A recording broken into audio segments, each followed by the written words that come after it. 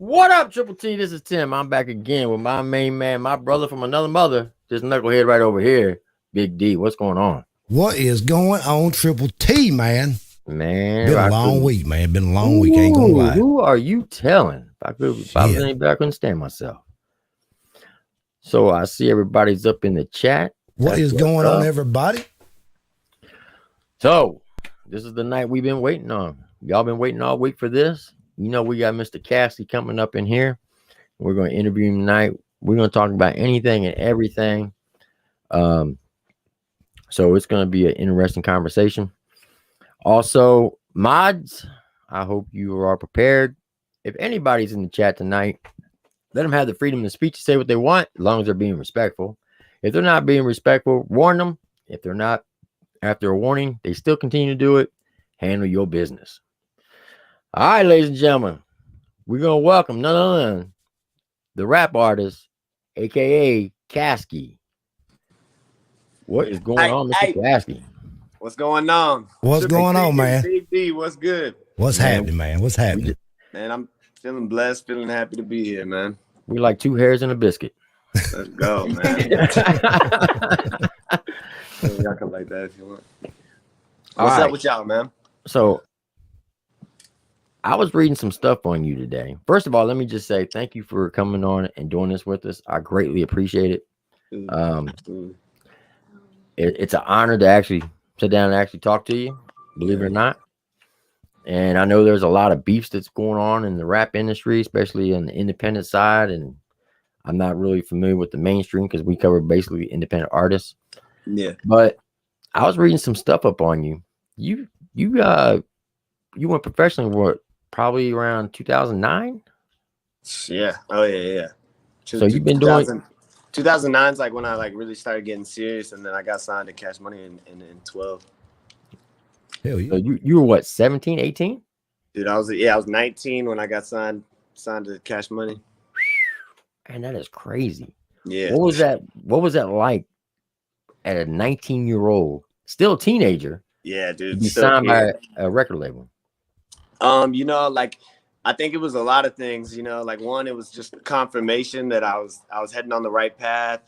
I think it was like really overwhelming to me at the time, when it was happening. I think that I wasn't like really far along with my own like inward development, when it happened. So I think I wasn't really like prepared to enjoy it the way that I am now, or like the way that I enjoy my career today.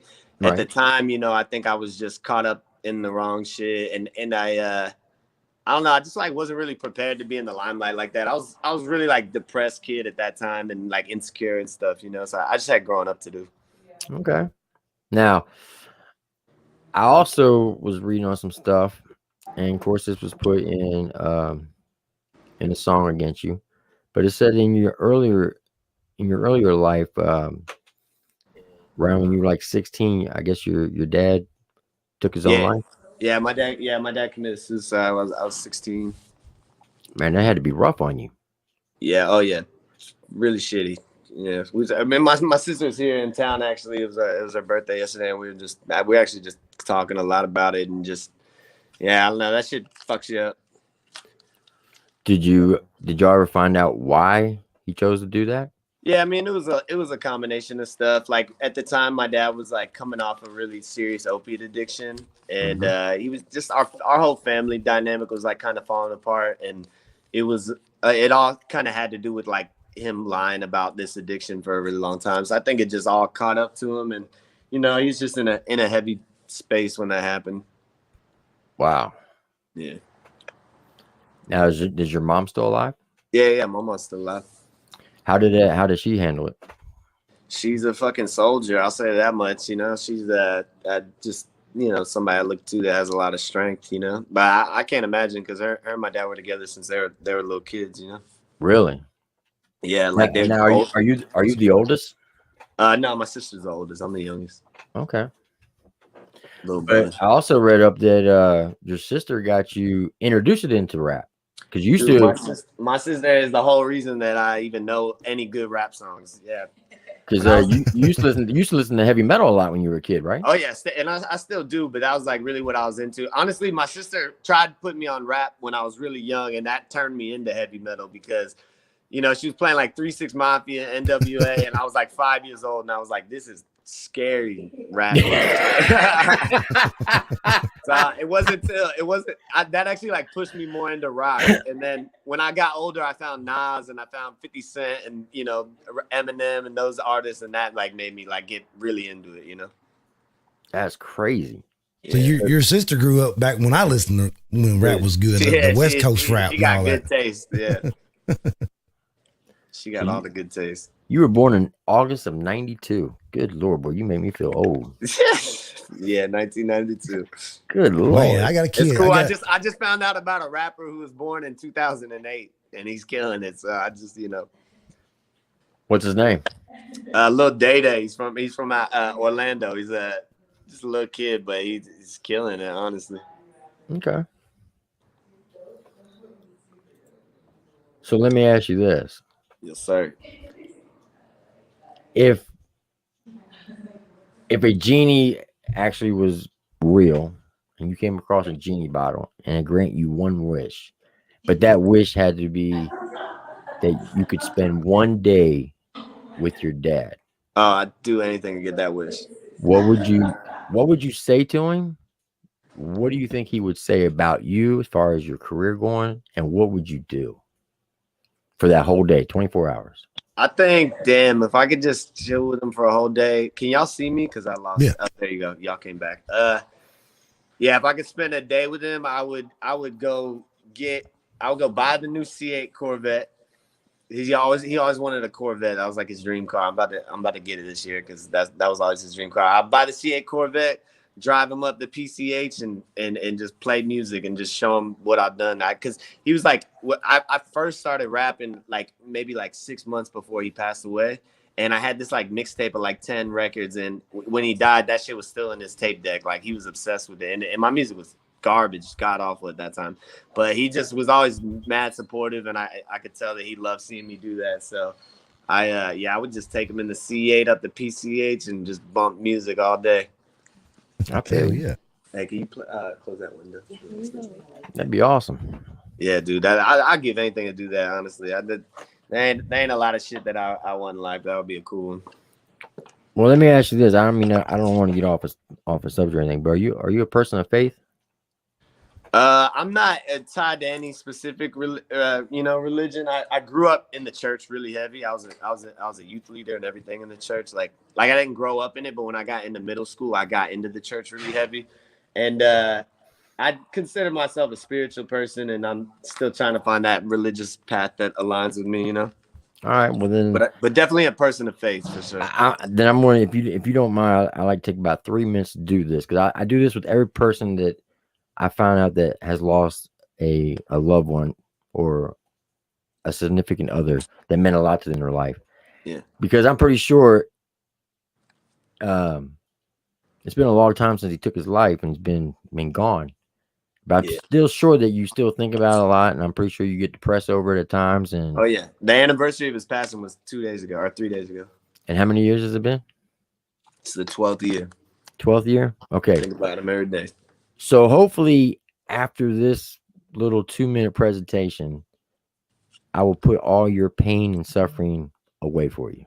Dude, okay? I'll be impressed, but let's try it. All right.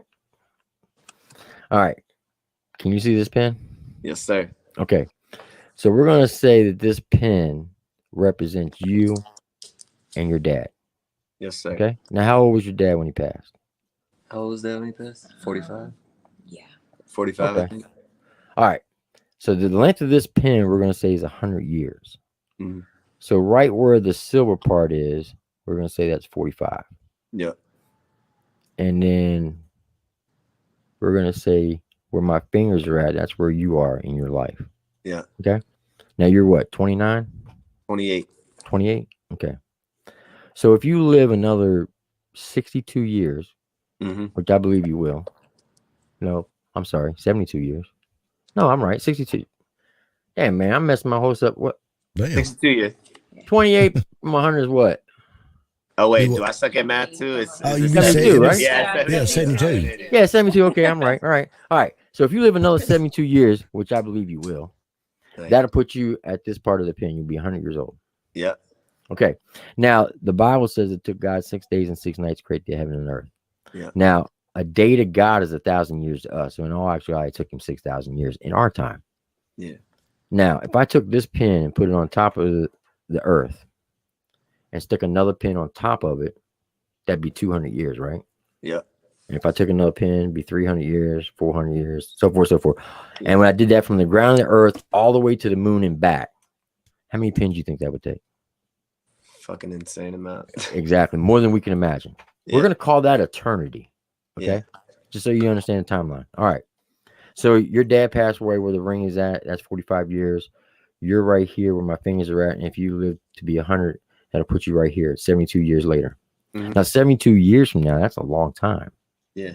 But do you realize when you pass at 100, if you live to be that long, the next time you see your pops, it'll be less than a second since the last time you seen him, and you'll pick up right where you left off. Damn. The good thing is, a lot of people think, well, if you take your own life, you're going to go to hell. That's not true. Here's why. God says he cannot send somebody to hell who's not in their right state of mind. Yeah. When a person takes their own life, they're not in the right state of mind. Yeah, that's what we were talking about last night. That is the demons inside his head convincing him to do that. So what I'm getting at is when your pops passed, believe it or not, Jesus was standing there and asking him if he'll accept him. And I'm pretty sure he will, because most people will be like, heck yeah. I didn't believe before now, but I do now seeing you. So your pop's in heaven. You know, my sister just told me that my dad went to church right before he passed and gave himself to God. I didn't know that. Now, the good thing is, your birthday's in August. Yeah. Can I tell everybody your birthday? Yeah, August 28th. Yep, August 28th, 1992. So on August 28th of every year, wherever you're sleeping, when you wake up, your father's peeking over the walls of heaven and he's singing happy birthday to you. Did you know that? I didn't know that. Yep. Now, when you die and go to heaven, every year that you've been apart away from your dad's going to have a present for you when you get there. And it's going to be in your mansion. And everybody has their own mansion. The good thing is, Caskey, what I want you to do is, if you send me your address or someplace I can mail this to you, I'll send you this pin, which represents you and your father. And every time that you miss him or think about him, I want you to pick this pin up and say, Pops, I'll see you in a second. Dude, I love you, bro. You're a good human. Yeah. Damn, hopefully that will help you with to get through those troubling times. I did not expect you to say anything that was going to make me feel better, but that was actually really that was powerful. I'm just saying. When you get gray hair like me, you get a little bit of wisdom coming with it. Dude, I'm gonna send you that. I'm gonna send you my address. I want that pen. Right. Okay. I need you email me. You send me your address. I will send your address as soon as we get off of here. I need that pen. I will daggone mail you this pen. I'll give you my hand to God. I will send it to you. I'm gonna send you some merch too. Okay. Thank you, Triple T. So hopefully that will help you get through those dark times, as well as your sister as well. So I hope she's hearing this message as well. And matter of fact, I got 2 pins. Let's go. Let's go. Thank you. Thank you. Okay. Thank you. Right. All right.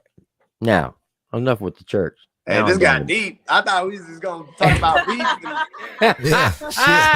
I thought we were gonna talk about controversy. I got me over here in my feelings. Hey, we talk about everything and anything over here. I actually got up and put my beer back in the refrigerator like Shabber. Hey, this is why I'm glad I did this, because I just something about watching your videos, man. I was just like, I feel like I gotta have a good conversation with this dude. Yeah. I got the gift of gab that people tell me that. I can talk. Yeah. I can promise you this. I can out talk anybody in the state of Louisiana. I believe it. Now, Mikey, he talks so much, you can't get a word in edgewise. That's me. No, he don't. He talks about as fast as he drives. Yeah. Slow. He don't talk at all. You got pulled out of him. Okay. All right. So you signed in 2009 to Cash Money Records, correct? 2012. Oh, 2012? Yep. Okay. Now, when you signed with Cash Money Records, prior to that, you put out a mixtape, correct? Yeah, a couple actually, yeah. And then I also read that you were writing music in 2012 that's actually on the new album with you and Yellow Wolf, correct? No. Called The Intro? Is that what it said? Nope. Different intro. Different intro.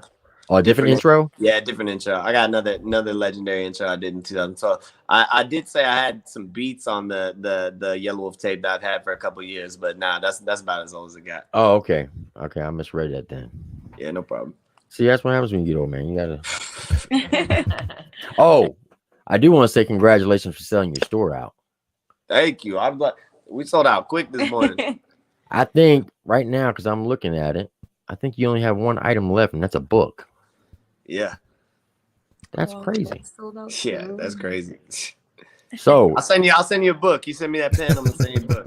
If anybody wants to check out some of his merch, go to his website. It's in the description. It's called bakingwithcaskey.com. And you can see his music, you can see his videos, you can see his merch. And the only thing that you have not sold out right as of right now is one hat and one book. Yes. And the book is called Heaven is a Place on Earth poetry book. That's tough. Hell yeah. Who did the artwork? The poetry book? Well, not only that, like your Music to Die album, your Generation album. All the album covers were done by Lisa. Legit look. Shout out to her. And then and the books. And she designed the books too. Really? Yeah. All right. So I'm gonna share what your store looks like so people can get an idea what it looks like when they go to it. Oh yeah, y'all go shop. So this is the right here's the homepage. This is what it looks like when it comes up. I look good on the It computer. looks so good. You can go down, you can go check out his music, check out his video, you can check out his merchandise. Yeah. It says everything's sold out except for this the Fear book sold out. Ooh. That just happened then. Let's go. Yep. So everything's sold out except for the hat and the Heaven is a Place on Earth. That's insane. That's tough. Now this all sold out in like 8 minutes though, right? Dude, the jerseys sold out in 8 minutes. All the sizes but 2 smalls sold out in 8 minutes. In about 13 minutes for the whole thing. That's crazy. Dude, and I pressed up twice as much as I pressed up the last drops. Well, you got some loyal fans. Yeah, man. I'm blessed, man. All bullshit aside that I've been going through, I'm real blessed. Now, when I was looking at your past and all your videos, you've had some different styles, I should say. You went through some stages. You went through some stages. If you know me as a person, that's just reflective in everything. How I dress, how I cut my hair, just the music. I'm just like that. I'm like all over the place. I'm not really in one thing, you know. I'm a diverse person, and they all resonate with me, you know? Right. So I got to ask, what is up with the teeth on the forehead and jaw? I know it's supposed to represent a dragon, correct? Do you like it? I dig it, but I love it. See, I don't ever see me having one. Hey, it ain't for everybody, so I get people that are like, that's ridiculous, but I've had this idea for like 4 years. And it's just been stuck in my head. Like every time I look in the mirror, I just picture it and I can't get it out of my head. And that to me is like when I'm like, yep, I got to tattoo that. And then once I do, I feel so much better. I feel like a warrior right now. Right. Okay. I also did the inside of the ears. I seen that. That had to hurt. It was the worst thing I've ever felt physically. It just looking at it hurts me. Dude, it was Good bad. Lord. Yeah. Do you get a lot of stares when people see you out in public? Like, when you set it up All like of that? them, dude. I'd be forgetting why they're staring at me. I'd be like, "What the fuck is that guy's problem?" I forget that I look like this. Now I did see on your IG the other day, somebody took and spray painted your face on this wall, and that was all done by spray paint for Dude, real. that was all spray. It looks like a damn oil painting. Oh my god, you all should go check it out. Yeah. Is it posted on your IG? Yeah, it's on my IG. The first video I got on there. The mural's in LA in the art district. So I'm gonna pull it up because this thing is insane. Now, where you go by on IG? Just Caskey? yeah, just Caskey. Okay. Caskey 47 everywhere else. Ladies and gentlemen, when I tell you this thing's insane, it's Dude, that's shout out to Drew. understatement. Shout out to Drew Merritt, incredibly talented artist, and shout out to my girl Erin for introducing me to his work, making it happen. Now, do you mind if I share this with everybody right now? Please share it. This is unbelievable.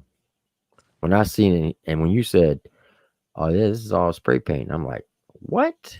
Well, I was just amazed learning that his work was done in spray paint because he does these amazing big murals all over the world.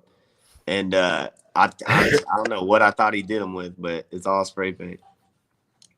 Now, is that place like guarded?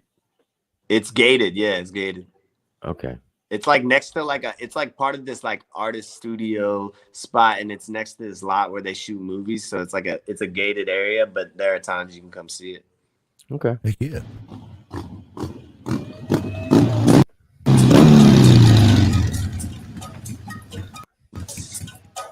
Crazy.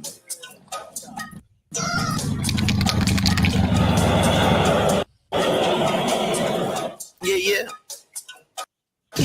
Okay, drug tag looking like Hunter S. Thompson. Rapping to that get out of Compton. Then the money coming in, that's constant. Everyone's crickets. I don't eat a red lobster.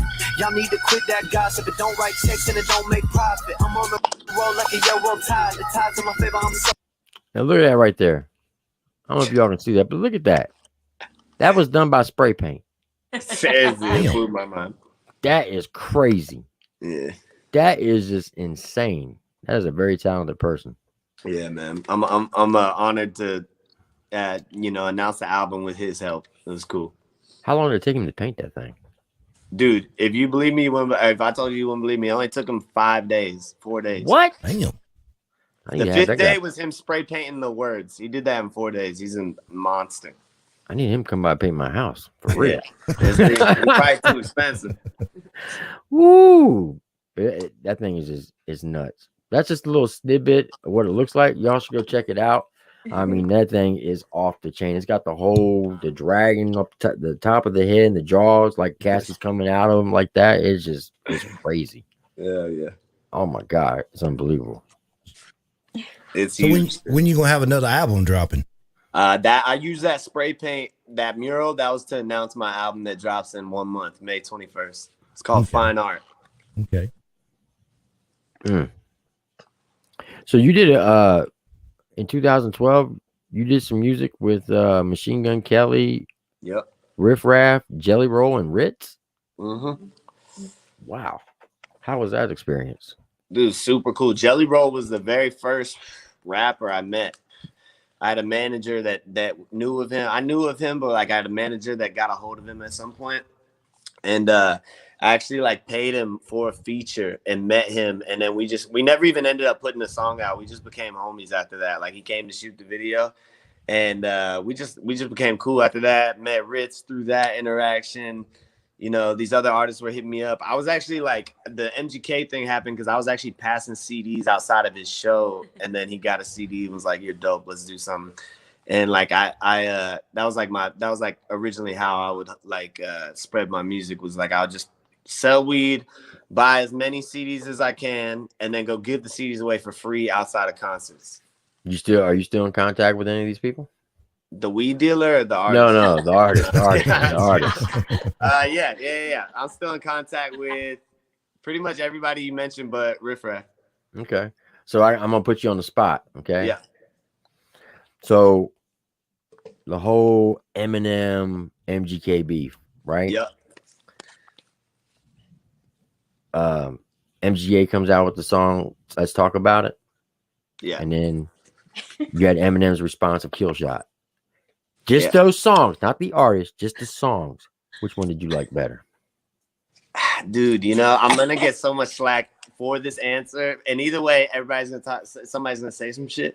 But I'll say it first. I like them. I like the MGK's better. I was gonna say, song wise, MGK song was so much more like listenable to me. You know, that's what I like about. I like when diss records are like fire, but they're also not a record that like I only want to hear one time. You know, like I like when it's something that I can listen to a couple times. You can actually listen to that joint up in the club for real, dude. Straight up, honestly, I was so impressed when he came out swinging. I was like, dude, you killed it. Like I let him know. I was like, dude, you're killing it. Man, that hook was just on point. Dude, he killed it. They told me. It. Because I don't know if you remember what was happening at that time, but at that time, G-Eazy was dissing MGK, and so was Eminem. And I just remember, I remember thinking that he was gonna come at G-Eazy for whatever reason, and then Rook told me, he's like, "Yeah, nah, fuck that, we came for him." And I was like, "This is amazing."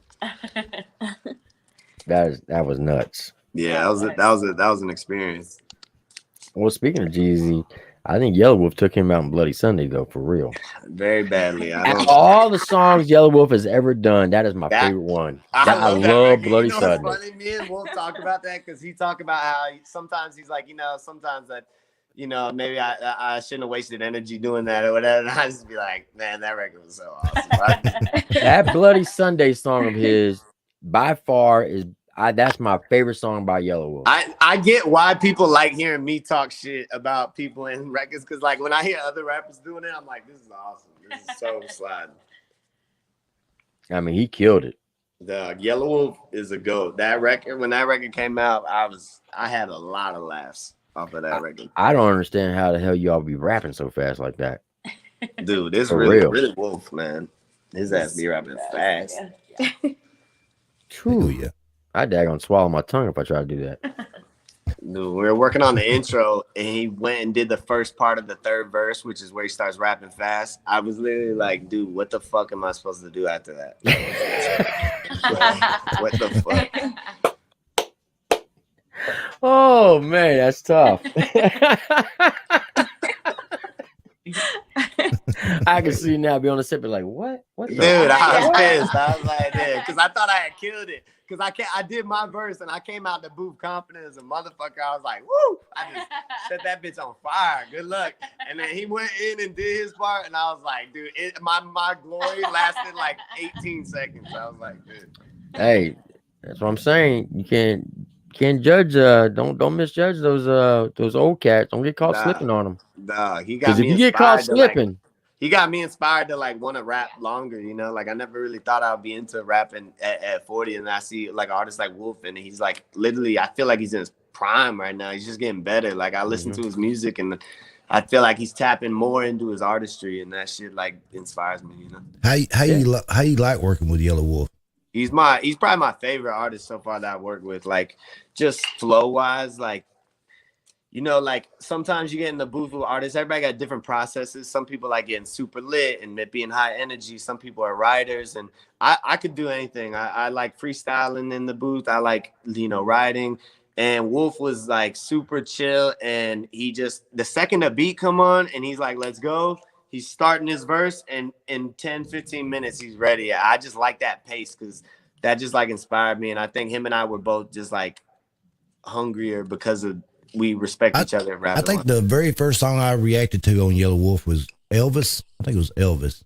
Yeah. And I think he had one called Mountain Dew or something. I think I reacted to that one. Mountain Dew Mouth or something like that. And I didn't know he hung down around Nashville a lot. What I heard in the chats, what people were saying, he was from right outside of Nashville there. But I thought that was pretty dope. Yeah. Yeah, we did that whole album in Nashville. Really?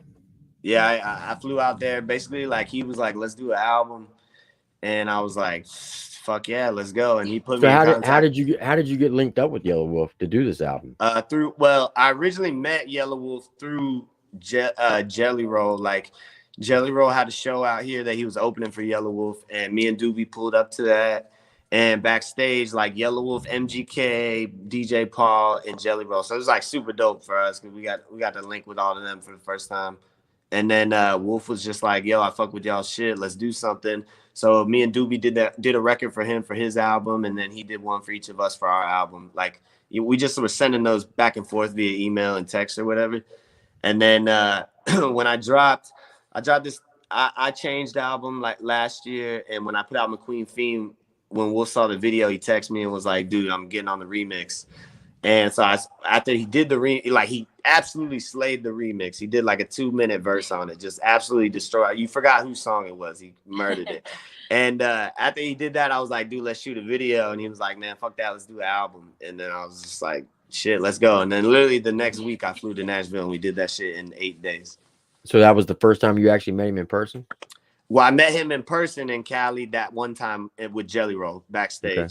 And then we linked one other time, I think, for no, I'm missing shit. We linked for his album to like do promo pics for his album. And then I rode on Devil's Pass because I, ride Harleys or whatever. So I did the whole Devil's Pass shit with him. And then, then it led to just us having more of a relationship. So I know it had to blow your mind. Here you are, 25, 26 years old, and you get contacted by Yellow Wolf to do an album with you. What was that like? Dude, I asked my girl. I was tripping. I was just freaking out. Like, you know why? I freaked out for like more than one reason. I've told this story to Yellow Wolf, but like I freaked out because it was confirmation to me that I've been moving in the correct way in my career. And I'll tell you what I mean. Like, a lot of times in the music industry, you have like things that you wish would have happened or something was about to happen and it falls short and you're disappointed. And like, sometimes people take those instances and they react negatively with them. They talk bad about people and they use them to fuel them negatively. And I've always took those with stride and been like, I don't deserve anything yet. Let me just take this and keep it moving.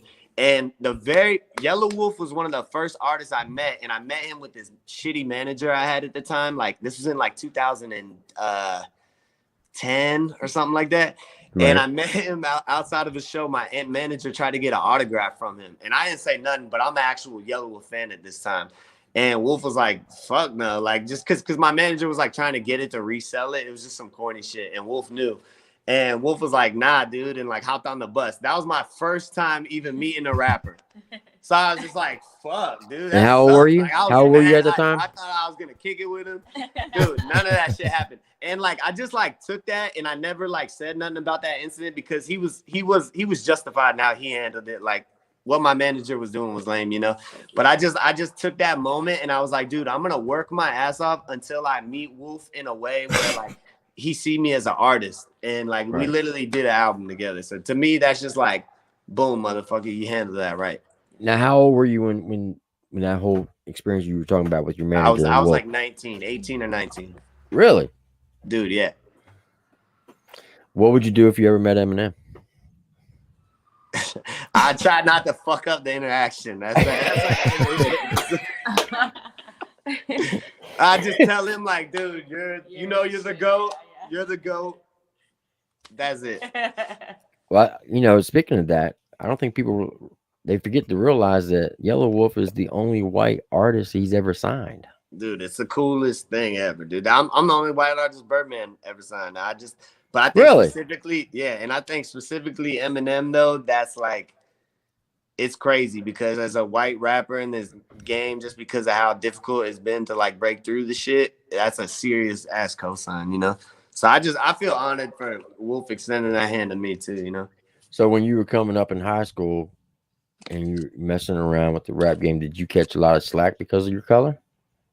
Not really, and only because like there just like weren't a lot of rappers in my school anyways. Like it was like me and a couple kids, and I like sold weed to those kids. Like we were all cool.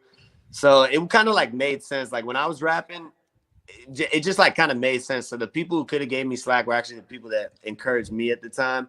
And then like my homies that I linked with and started making music, I think they always just saw that shit as like an asset. There are definitely people that obviously hated, like, everybody dealt with haters and people like that. But I don't know. It wasn't like really a difficult thing in my surrounding because I think it just made sense to people. Now, if you signed a Cash Money record, you said Cash Money Records. Yeah. You ever thought maybe doing maybe a song with Lil Wayne or anything? I mean, I thought about it pretty much since I started rapping. Because he does a little bit of everything. I think he does rock and roll too. So yeah, for sure. I grew up listening to Cash Money Records. Definitely on my bucket list, but it's one of those things where like I'm not I always just want to like earn my music stuff. Like I could have asked Birdman for that and made that happen, but I know like with as an artist, there's a difference between things I'm like paid to do or I do out of obligation versus things that I'm inspired to do. And like I always just want to work with artists on that inspiration tip, you know? Okay. Hell yeah. What advice would you give a young artist coming up today that wants to get into this industry? Would you discourage it? Would you encourage it? What would you tell them? I would, the only people I would discourage it are people that are not sure. You know, like if you're trying to decide if you want to be a rapper or something, I would discourage it because it's fucking hard and you gotta have thick skin and you gotta take a lot of L's and you gotta be so in love with doing it that you could do it if you didn't succeed. Like those are the people that are gonna last. So, but people that are serious about it and want to do it, I would just say, just like, don't try to take shortcuts, just build it. Cause like when you build it, it lasts longer and it is more meaningful and you enjoy it more, you know? So let me ask you this. Why do you think it's like, for an example, let's say you put out 10 albums in a row, right? Yeah. And you did one every 6 months. Yeah. So in 5 years, you put out 10 albums. Your first 9, man, you go through to the moon and back in sales, numbers, and everything. But that 10th album, it just blah, straight trash. Why do you think that people will judge you off of that last album instead of the first 9? Why is that?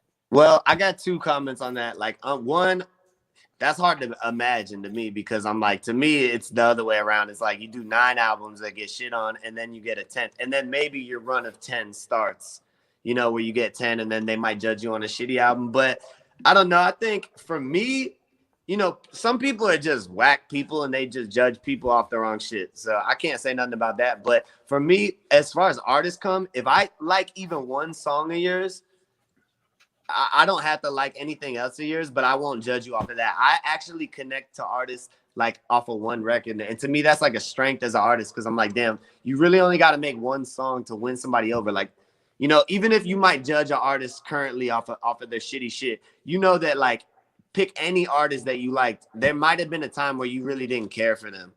Right. And then you heard a song and then you were like, oh, I get it. I get what that artist is, you know? So that for me, it's like, I don't know. First of all, if you got 9 hitters and then 1 bad one, you're good. Fuck them. Well, I agree with you. I agree. It's like if you look at Eminem.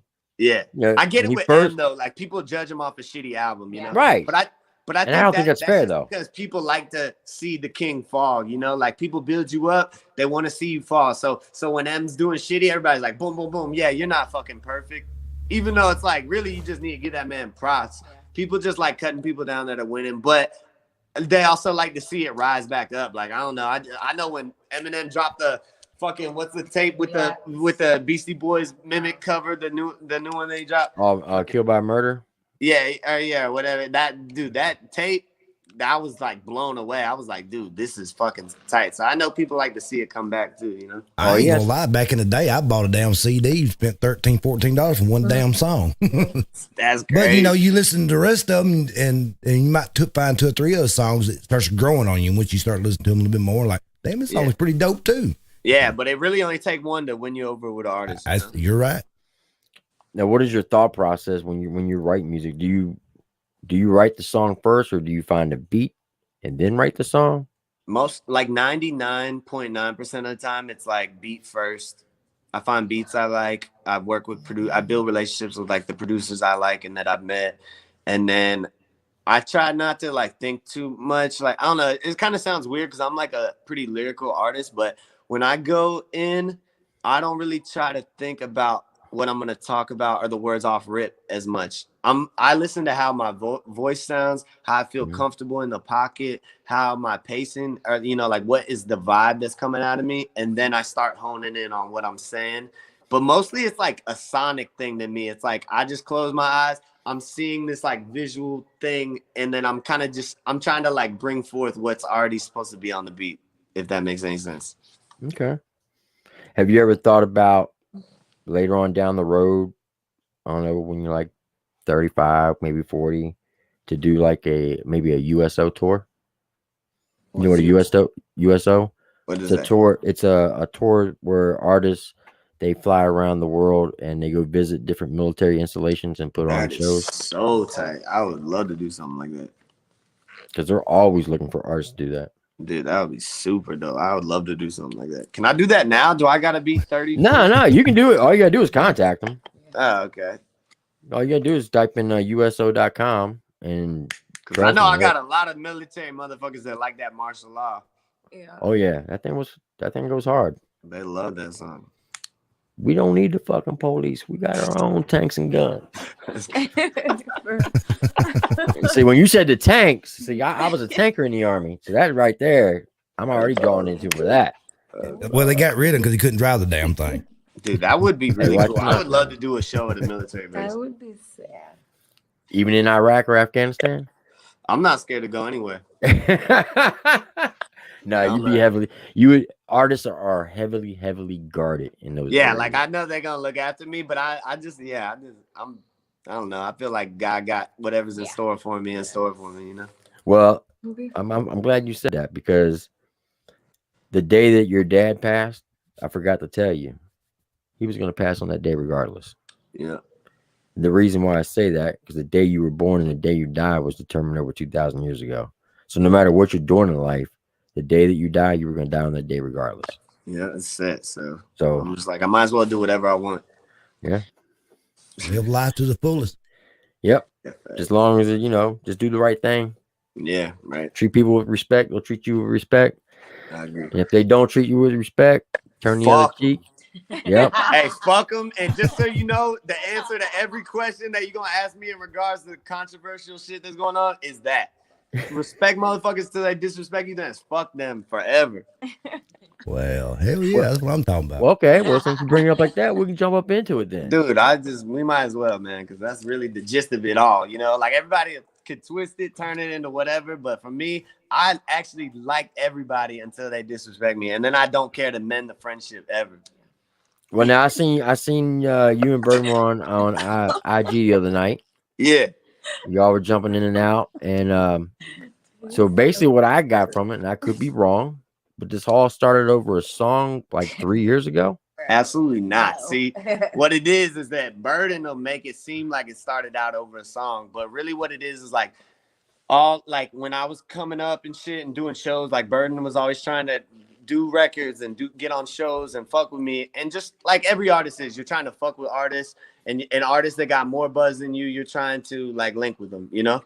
And Right. Burden was just like somebody that I like kept it cordial with, was cool with and shit, but I never like wanted to really work with them the way that I work with artists like Doobie or, these other artists. And basically like just at some point he got really frustrated with that I wasn't working with him.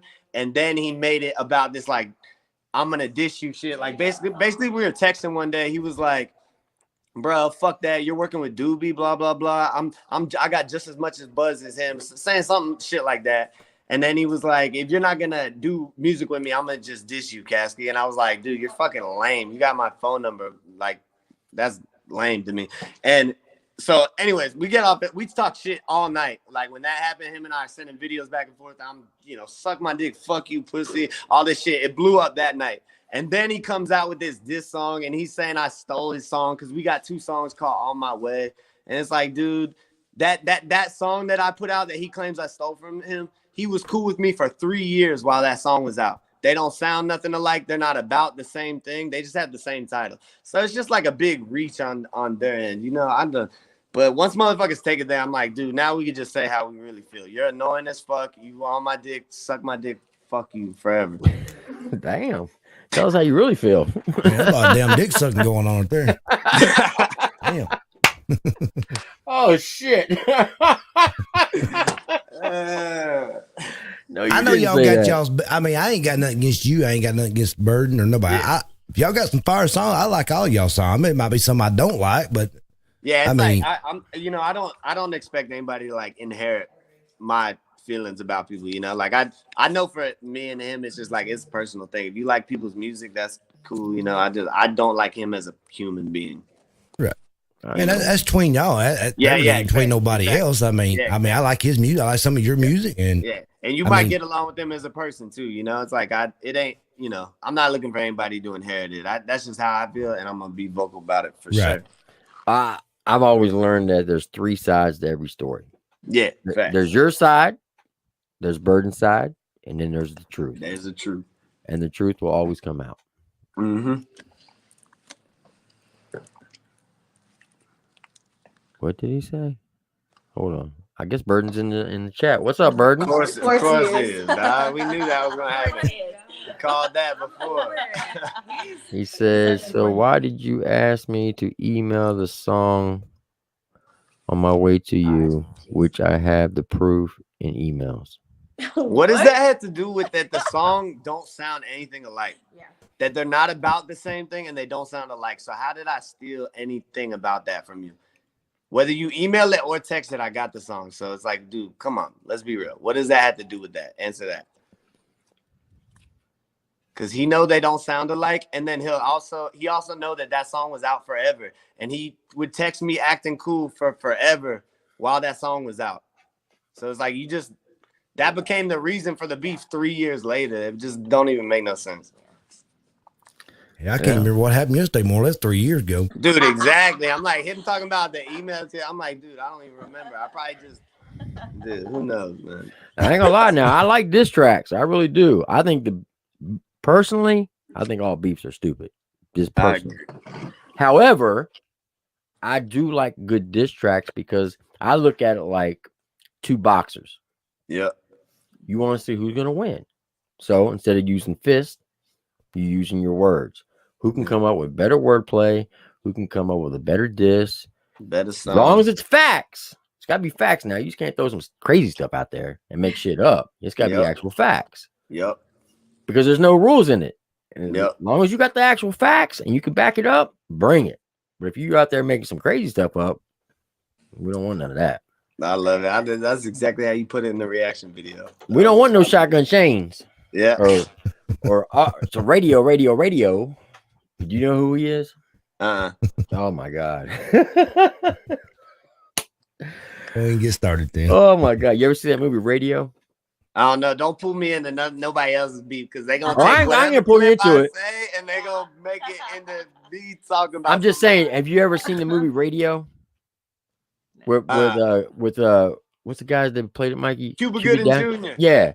Yeah. Where he plays the mental kid. Great movie. Yeah. Okay. Well, that's Shotgun Shane in real life. But anyway. Oh my God. Oh, well, I'm going to hell for that one. You better say a prayer for that, Tim. Wait. Oh, forgive me, dear Lord, with the starting pygmies down there in New Guinea. Amen. Yeah. All right. My dog. Gasoline drawers. Okay. I'm getting serious now. McQueen. McQueen Fiend, is that how you say it? Yep, McQueen Fiend. What is that song about? And how did you come up with the title? Dude, honestly, when I made the song, let me think about the thought process. I had this awesome beat. I made the first verse first, got it out the mud, hands still dirty. I'ma thug it out till my kids 30. Rolling around the city with a real 30. Rest in peace to all the homies that was killed early. Ducked in a ride with some heat on the left side. I slap a pussy like a stepchild. You try me once, there won't be a next time. Everywhere I go, I got my chest out. Beating on my chest like an S on it. See, you got all that work, there was steps on it. You should have came and joined the team. Money weighed out with the triple beam. Back of the Escalade stretched like a limousine. Yeah, it's just like, that was like one of them cocky, I'm the hardest hustler in the fucking world song. And I was also like that Vice documentary had came out when I was talking about lean. And like when I filmed that documentary, I was actually telling them at the time, I don't sip lean anymore. You know, like I've been not did lean. And they never like included that in the documentary. They just, you know, included me talking about it. So I was like thinking about that when I was like, I'm a McQueen fiend. I'm lit. I'm off lean. I'm gonna get so rich. I tip my offspring. I went from down bad to fits and fits with tall tees. The whips that's so fast I can't control speed. Yeah, I just. Oh my God. Yeah, I was talking about Alexander McQueen like clothes, but people thought I think there's like a liquor called McQueen or something. I don't know. Honestly, I like the words. I'm gonna be honest with you. I thought you were talking about like Stephen McQueen. Dude, I just liked the words, and I didn't even care if it made sense. Every once in a while, you just gotta include a line that don't all the way make sense because it was just that there was that much energy in the line for whatever reason. Well, let me ask you this: you did a song called "Lit Cigarette" with an artist by the name of Simba. Yep. How did you two link up? You You don't mind me asking? Just a mutual homie of mine was actually I had met that kid. I forgot the story. I had met that kid a couple years prior when his dad had passed away. And I talked to his family about their dad passing away. And then like years later, my same homie that had introduced me was like, bro, this kid's a really talented artist right now. And introduced me to him. And, you know, we just connected on that and ended up doing something together. Okay.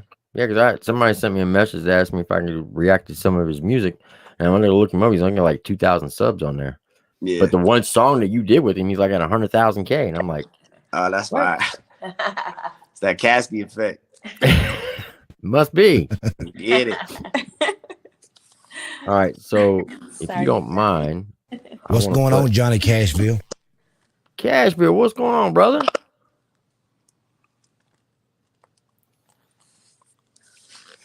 You know Johnny Cashville? Johnny Cashville? I've heard that name. Who is he? He's he used to be Upchurch's executive producer for like the first 4.5 albums. His first 4.5 albums that he did. That's dope. Yeah. He from Nashville? Yeah. Sure is. I gotta check him out. He's always roasting people on IG all the time. Now he's an old school rapper. Now, he came out, but he did release this fire ass track called "My Harley." Oh my god! Harley. I probably love it. What's it called? My Harley. Look it up. Yeah, I'll play it for you if you want. You want to play it for you? Yeah, play it.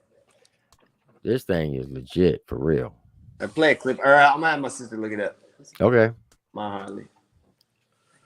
Yeah. By Johnny Cashville. That thing is on point.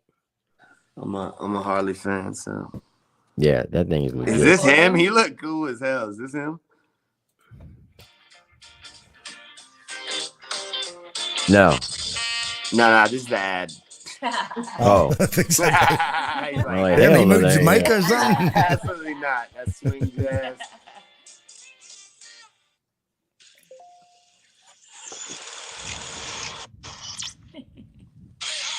Yeah, that's him. I would ride with this dude. This dude looks like my dad's friend. All my dad's homies are bikers.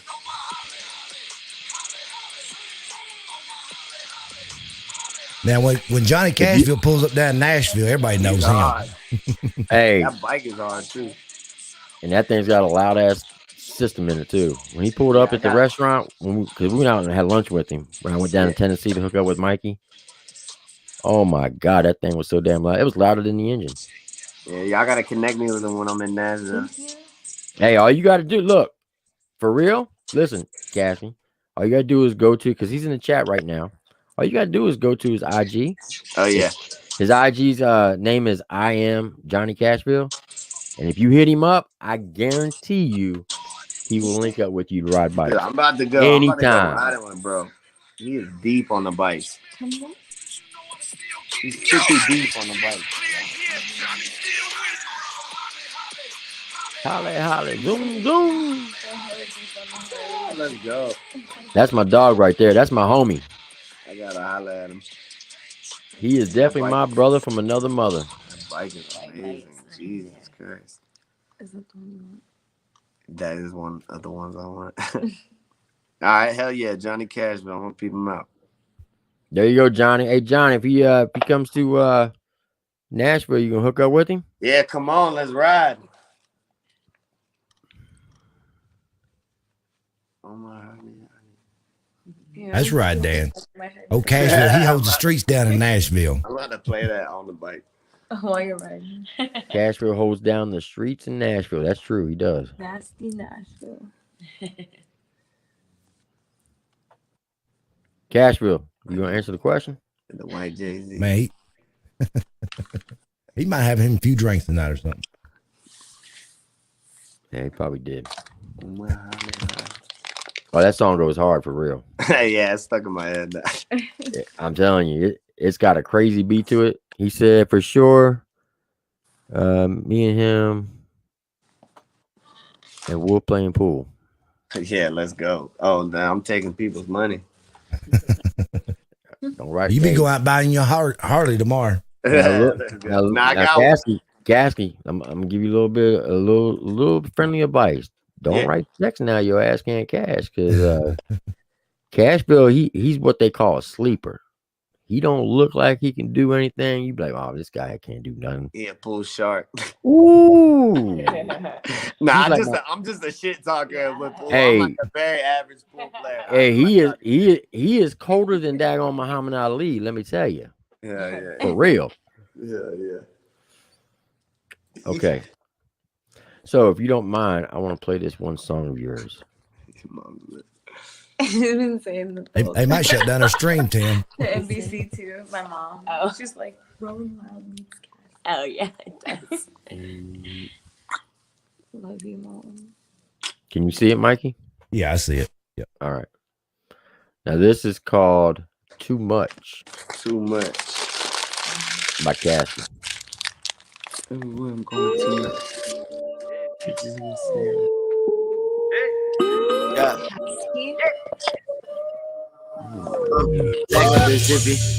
I'm going hippie, the dope is so butter, it's jiffy. I got here quickly, so now I'm gonna be here till 2050. So key don't fuck with me, I'm hot. The streets full of snakes, gotta move swiftly. Yeah.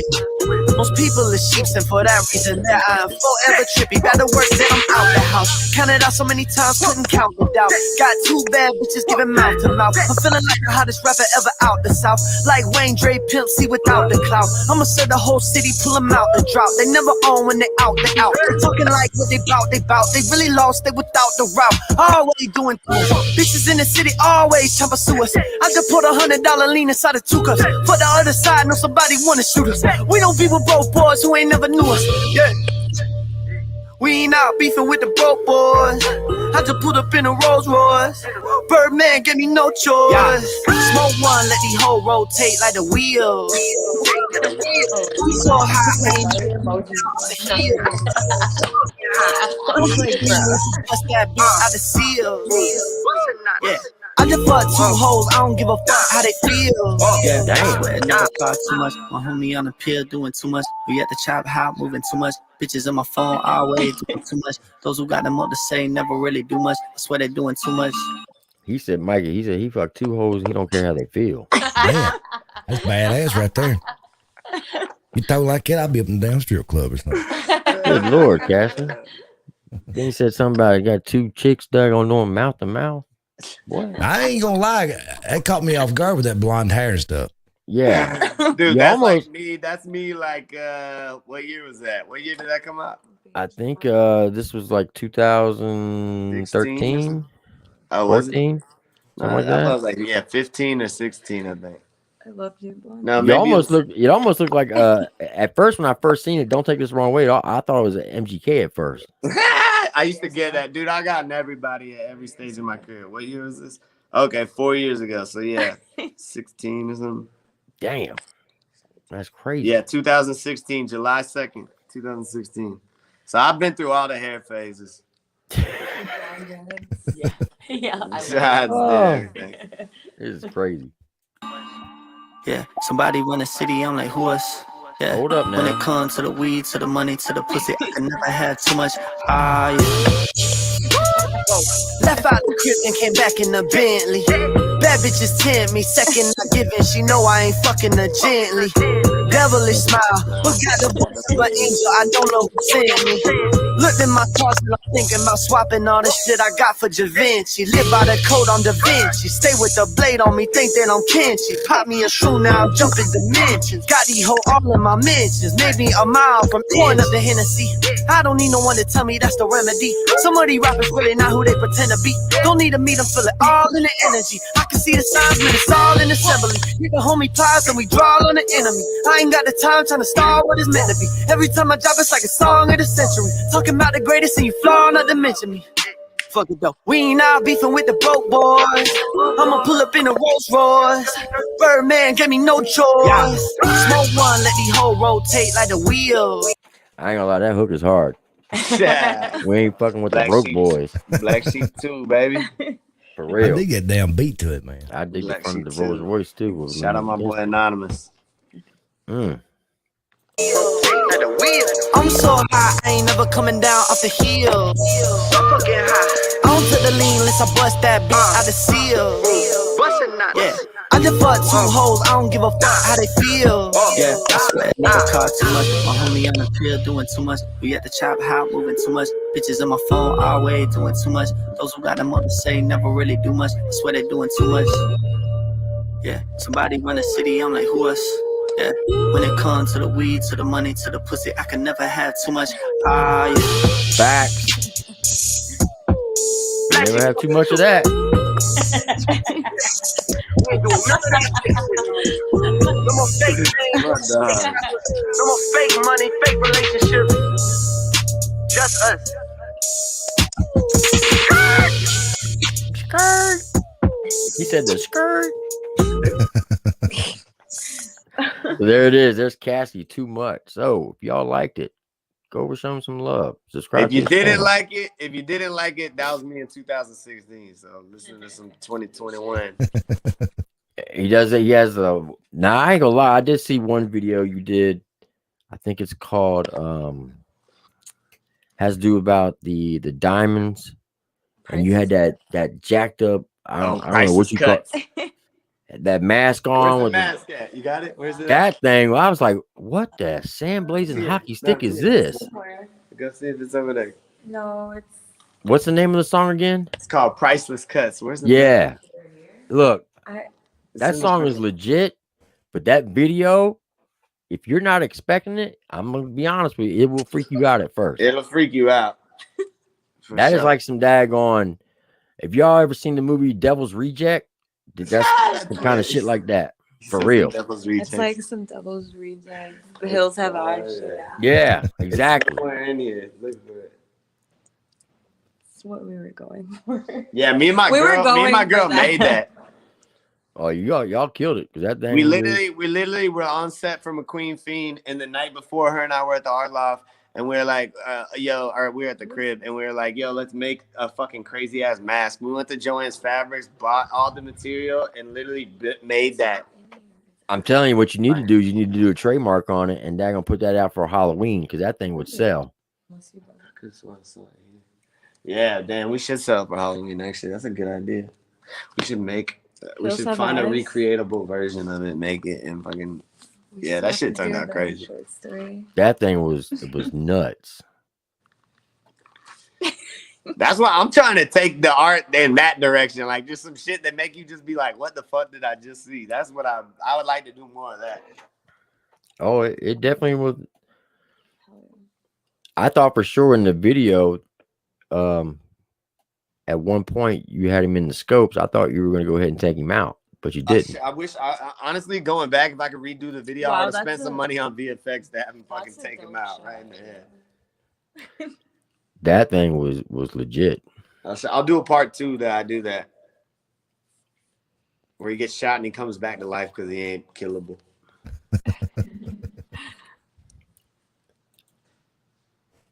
I'm gonna pull it up here. I need to plug this in the chat. Let me help you. Here. What you talking about, Johnny? What you talking about, Johnny Cashville? Hey, plug that in there. This extension cord. Plug it in there. Here, baby. What's going on, Fire 69? Dirty, Mike, Les, Lacey, Johnny Cashville.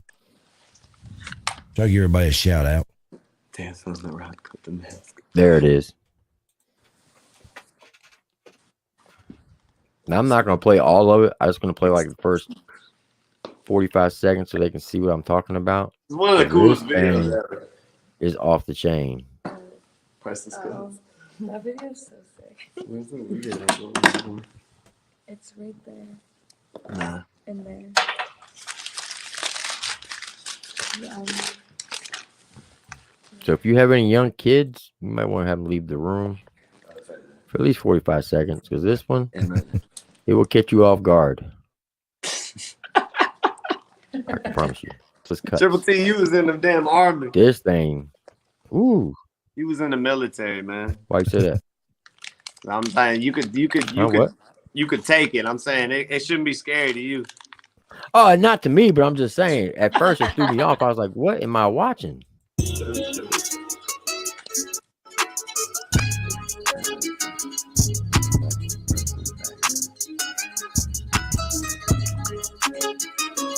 That's not too much. Anybody lay one finger on a dollar, they get touched. Standing on my own 2 feet in the street, need no crush. On a money trail, it's a rush. Tell me what's the hold up. I went to California for the gold rush. Bank account on swole. I put the dose up. I bet the police doing 200K slow up. All of my ops, they wanna smoke, so I had to roll up. I'm the only one when the pressure hit, I ain't fold up. Matter of fact, I done double down. Now that was some dope. That was a dope scene right there. That shot is amazing, right? We're looking through the camera, through the noose. That was awesome. I don't know if they did that on purpose. Yeah, but that was legit. I heard that you run the city when I showed up, got to run around. I wish the motherfucker was like a. Now look at that.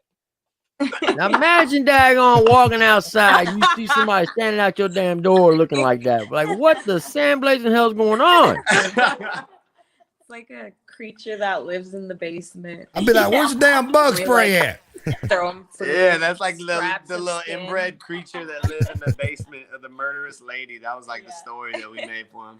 Man, it looks like a dag. That looks like some like a YouTube reactor I know. I ain't gonna mention no names. I'm just saying. But that's what I'm talking about. That thing right there is creepy. That's awesome. You got. I will say you will never find two videos the same when it comes to his productions. I can promise you that. I appreciate that. That is, you have like the club scene to the daggone drug scene to the hoe scene to the straight mass murder scene. I just feel like everything's different. I can't keep doing the same one because that would only be capturing like one side of me, you know, and that would like I wouldn't feel like that was an accurate representation. You know, I always like follow up things with what I feel like I'm missing. So if I'm putting out a lot of turned up stuff or, you know, some shallow stuff that's about money and all the hustling and all that shit, I gotta follow that up with things with substance, and I gotta always offset it, you know. Right. So how long did it take you to make that mask? And what was the idea behind it? We made this shit.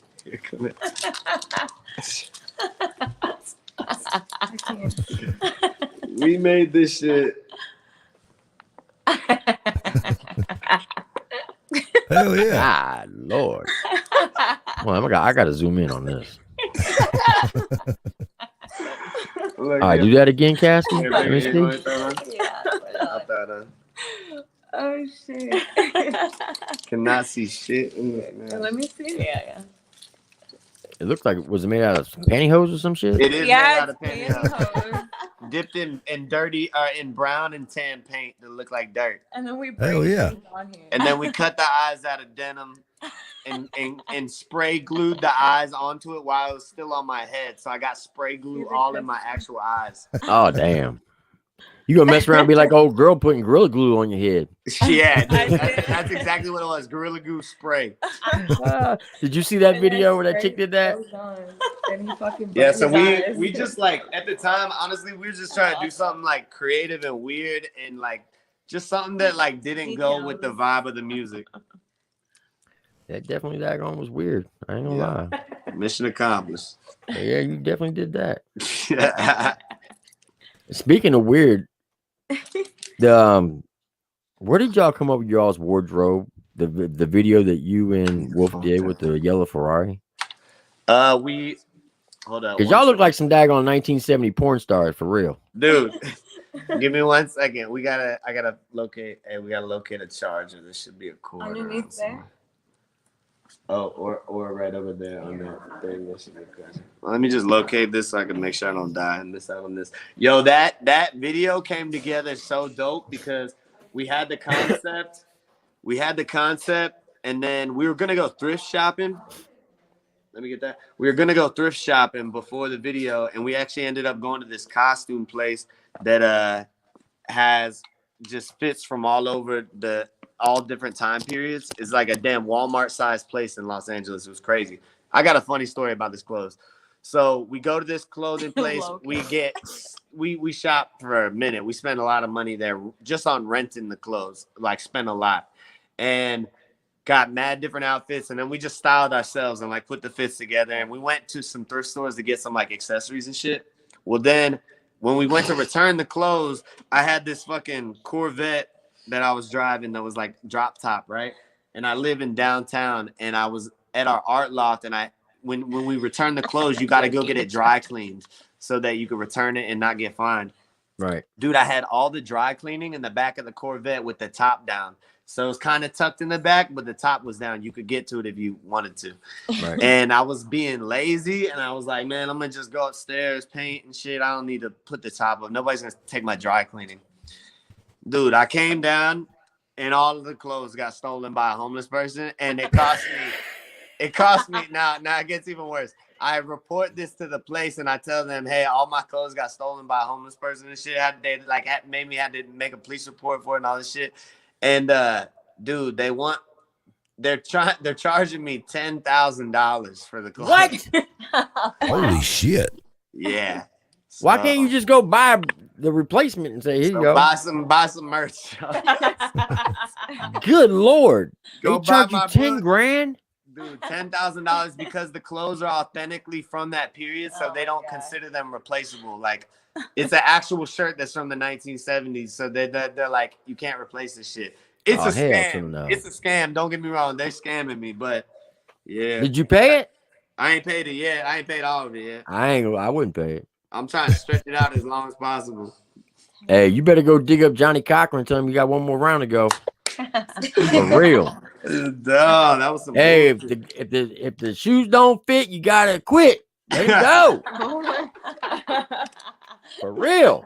Hell to the no. That shit crazy.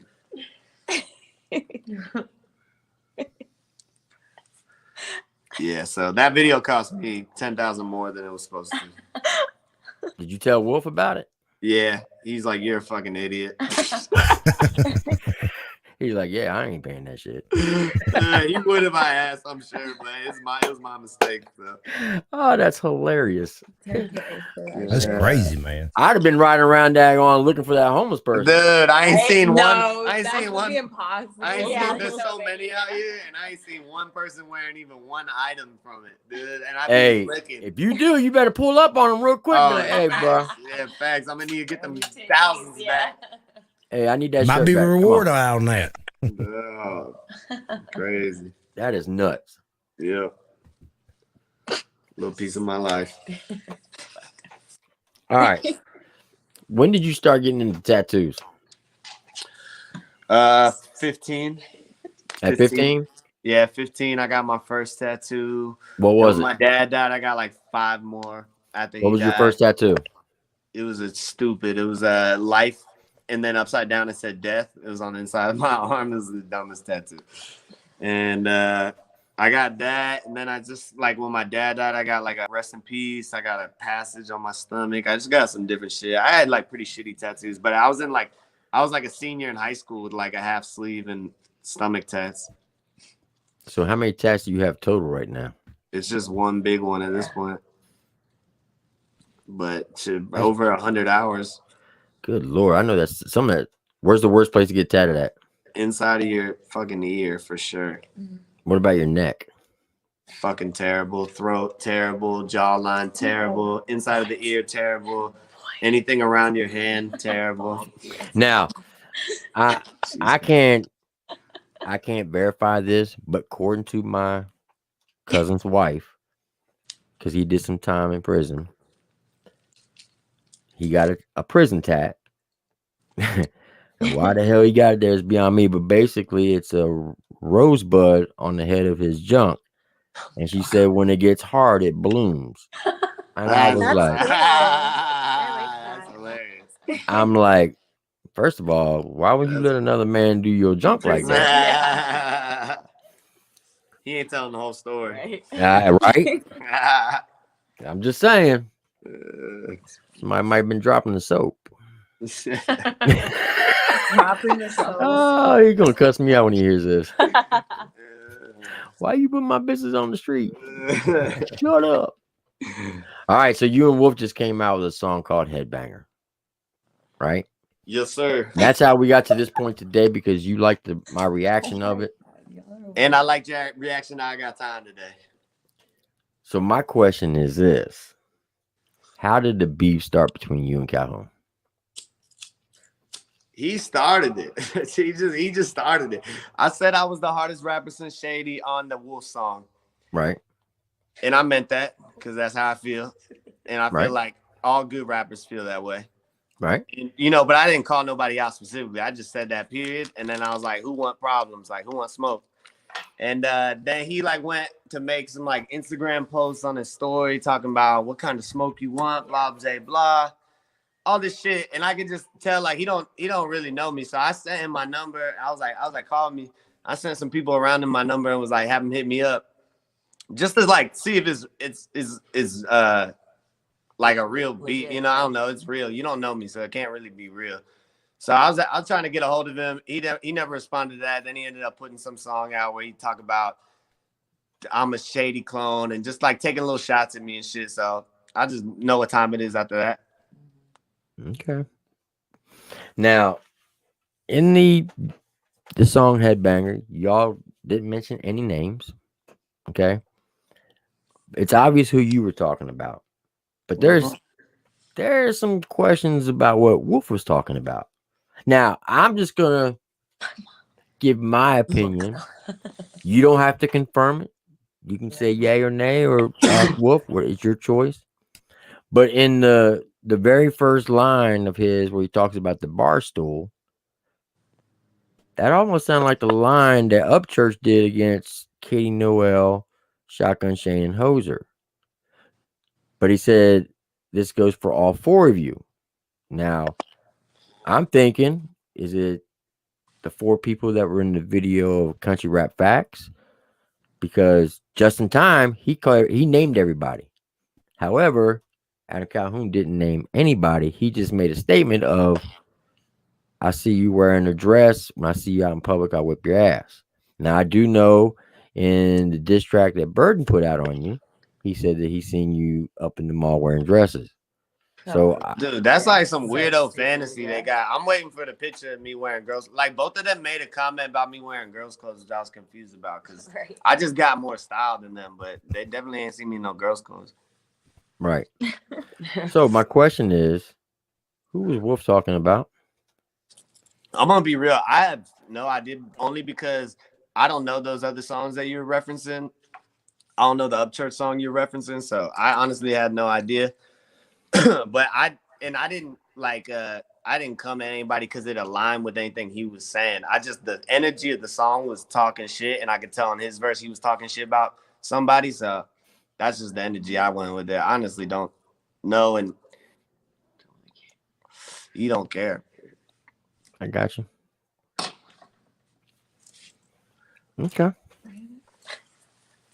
So what happened? Somebody else had a line where they said the barstool thing, or what are you talking about?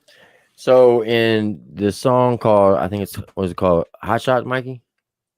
Yeah, I think so. Yeah. The diss track between, so there was a country, Upchurch was dating this female rapper named Katie Noel, and she made some false allegations against him. She was a lesbian, hooked up with him, made him convinced that she was in love with him just so she can get a #1 song. Okay. He writes a song for him called Hey Boy, Hey Girl. It goes #1. And then 2 weeks after that, she claims rape. So they end up breaking up. And he put out a diss track called Hot Shots against her, the guy Shotgun Shane that I was talking about earlier, and a guy named Chris Hoser. And in the very first of the song, he was talking about being on a bar stool like Yellow Wolf was. So when Yellow Wolf made that I don't know. Maybe it's that deep, but it might not be that deep because I know people like make connections for me all the time. Where they're like, this line you're talking about this and that really wasn't what I was talking about. So I don't know. And everybody's always trying to like make it seem like what I'm doing, I'm coming at up church. So like I'm gonna just stay out of that because I really don't know or care. Like for me, I don't got no issues with nobody I don't actually know. In real life, I don't know. I don't really know. Now somebody was trying to say that you were saying on one of your IGs that you could rap better than Upchurch, and then well, you were talking smack about it. So, no, what it was somebody left a comment on my page where they were like, Upchurch will wrap circles around you. I just said laugh my ass off. I actually didn't even know who he was when they said that. And then like on a live, somebody was saying he was a better rapper than me or something. And I was just like, I was talking about a lot of rappers. And I was talking about people I knew, but I was just pretty much like, none of these people are like rapping circles around me. I'm not worried about any of them rapping circles around me. So it wasn't nothing personal. I just think I'm dope, and like it's not a shot at anybody. Like me and any good rapper, when we're in the studio, we're talking shit about who's better. Like me and Wolf clowned each other the entire time making the album about who's better. So it's not anything different than what's my normal dialogue. But people are like taking it like, I was coming at him. I don't know dude like that, and I wasn't familiar with his music when they were asking me about This is basically just people talking shit, trying to stir some shit up. Yeah, or like because I got a problem with Burden or somebody. They connect. He's cool with Upchurch or Adam Calhoun's cool with him. So maybe I'm talking about them, but it's like, dude, I literally only got issues with people that come at me. Period. You'll never see me start nothing or be a hater or like hate on somebody that I don't know. I'm not like that. I like enjoy everybody's art. Now you just came out with a song the other day, or dropped the other day with you, Mercules. Yeah. What did you think when Mercules, when you were in your live chat, he put Burden for president? Oh, he was being sarcastic. He was clowning because him and I be clowning that whole situation because I referenced that Mercules thing in the song, and then like Burden like literally like unsent the messages to Mercules. Like it was just real funny to both of us. I got you. Do you think there'll ever be a chance for you and Burden to ever like mend the fences? He asked that question. I just don't have any desire to. Like I just know I don't like him because of his character, and like I'm pretty much there's so many people out here in the world, and I do my best to really just link with people that resonate with me, but especially when somebody like crosses me, I'm just like, especially like Burden, like dude, with Burden it's been excessive, like, and he just, I don't know, I just know what it is with him, so I'm just like, dude, I never even want to be cool with you, period. Okay. I mean, I'm not saying you have to hang out with him and stuff like that, but I'll just give you some friendly advice. Okay. Nope. Just hear me out. Just hear me out. Okay. I'm gonna hear you, but I'm gonna respond. Okay. I'm not saying that you have to forget. I'm not saying you have to hang out and be best friends, but how can we expect us human beings? How can we expect God to forgive us if we're not willing to forgive our own enemies? I agree on some level, but for me, I can forgive him. There's nothing like serious that I'm harboring on. Right, that's what I'm saying. I'm not saying he's a little kid that's like upset that I'm not his friend or something. So I can forgive whatever he's been through. But when it comes to my artistry, when it comes to like making music, is a really important thing to me. So like I would never like want to waste my artistic energy on somebody who doesn't align with me, because there's a lot of people out there. You don't gotta be everybody's best friend. Everybody's not for you in the world. I don't hold on to negative energy with people, and I definitely like, it's not that deep to me. To me, I know that people go through moments and phases and shit, so it's not deep to me. But I just know in this life, like, not everybody is for you, and not everybody deserves your energy, so I'm preservative of that. So it's not deep to me, I can forgive and shit, but I'm got no desire to be around you, hang around you, make music with you, talk to you. So you're saying personally you can forgive him, but professionally you don't want nothing to do with him? 100%. Okay, and that's respectable. Yeah, and we can respect that. Yeah. We always got them few people we got like that. Yeah, and it's like, I don't think anything in life is like worth holding on to that negative emotion. That shit affects you more than it does anybody else, But for me, it's more like I just pick and choose who I give my time and energy to, When people, I always think it's funny, especially I notice in a lot of rap artists, people will say, "I'll pull up. You ain't about that life." Da, da, da, da, da, da. Here's my philosophy on that. If you have a young artist who just got into the game and he's struggling, he's like dirt poor, yeah, he'll pull up on you because he has nothing to lose. Right. Mm-hmm. But when you get an artist who's making charts, making billboards, now they got 7 digits in their bank account, do you really think they're gonna pull up on somebody and give all that up? Yeah, for me, I'm not pulling up on nobody, but I'm pulling out on anybody that try to play with me. Right. That's how I feel. I don't give those things my time. So I'm focused on building what I'm building over here. I'm not worried about anybody else, but I'm gonna die about me and my sister and my woman, Right. and my mom and my money. That's how I feel you. I wish I forgot to pull out 4 times and I ended up with 4 kids, but it is what it is. That's the only 4 though. Oh, you little bastard! I love my kids. I just can't stand them at times, for real. You don't have kids, do you? Nope, no kids. Okay, when you have them, you understand what I'm talking about. Yeah, for sure. Kids are good until they hit puberty. When they hit a little puberty, they become daggone Satan's daggone. We talk about it all the time. And I'm gonna tell you right now, from your childhood, the way you were as a child, I guarantee you'll have all girls. Why would you say that? Because it's gonna be God's way of punishing you to show you. Well, not punishing you. His humor to show you, okay, remember what you were like? Now, all those dads that you put that stuff through, now you're gonna have to go through it. Why do you say that? I'm just telling you. My whole life is women right now. Like, it's my girl, her family is majority women. My family is all women. Now, I'm not saying you won't have any boys, but you're gonna have majority women. We're having a girl. For sure. I guarantee it. At least your very first child, you'll have a daughter. That way, that's God's humor to show you. Okay, you remember all those times you used to put those girls' dads through their misery? I would turn up for a daughter. Yeah. I'm telling you, it happens to us. Caskey be like, you ain't going out till you 21 years old. I know how it is. But I'm gonna tell you right now, if you have a daughter, Caskey, I'll be honest with you, she's gonna have you wrapped around her pinky. And, I already know it, dude. But look, check it out. My theoretical daughter has me wrapped around. As soon as she hits puberty, she ain't gonna want nothing to do with you. And that's a fact. Why? Because you're the enemy. You're gonna be the enemy because you're gonna be saying no to everything. You don't think there's no dads that got like good relationships with their? No, I'm not saying they don't have good relationships. I'm not saying that they don't have good relationships. I'm still gonna be the enemy on some level. Right. Like I got 2 daughters and 2 sons. All right. God, my daughters, he knows. As soon as they hit puberty until they hit about 21, I was the devil. They hated me. Fuck. And as soon as they turned 21, then they came back and said, "Okay, I understand why you were being the way you were being."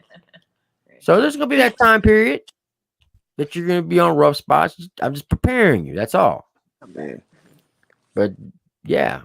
Yeah, see, the good thing for you is you got all those tats. Man, you can scare the bejesus out of those kids for real. I'm gonna get more by the time she's that age. It'll just be my Look, this is the best conversation you can have with them. You get them real close and you grab them by the collar and you say, "Come here, Cletus. Look me in the face. If you're not willing to do something with my daughter that I wouldn't approve of, just remember these words. I have no problem going back to prison. And trust me, they ain't gonna do nothing. You'll be too scared. For real. They have her home. They have her home early. Hell yeah. They'll be. Well, y'all home at 7 o'clock. Yep.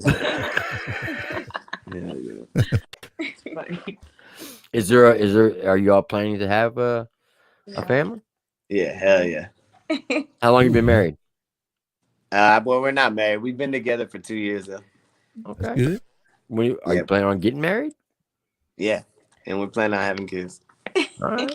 Man, I've seen the room light up over there. Dude, we just talk about this stuff all the time, and like that, it's weird. Like I don't know, I just never thought I'd be this like inspired and I don't know, turned up by the idea of having kids and being a family. It's cool to me. I tell you, when you do, the first child you have, you're gonna write one hell of a song. I can guarantee. Oh yeah, hell yeah, dude. I write a crazy record at every like crazy transformative time of my life. You know. I ain't gonna lie, it will change your life because I had my first kid when I was 15 years old, man. Damn. I ain't gonna lie. I got one that's 20. He just turned 29. What advice you got for us? Man, I'll tell you, man, just love them the best you can. And, you know, you got to teach them from right and wrong from day one. Yeah. I've seen people not do nothing with their kids till they get 12 and they're like, well, I can't do nothing with him. He won't listen to me. Well, you waited too late. You got to teach them from day one till they're 12, 13, till they, 18. Yeah. But let me tell you, man, when I had my first kid, it got me out of a lot of trouble because I grew up, I had to be a father, and I had to get a job. Yeah. Even though I did quit school, but, I had to provide for the family. So Yeah, I could see it just changing everything. But now they're grown up, they married, got their own place, got their own land, fixing to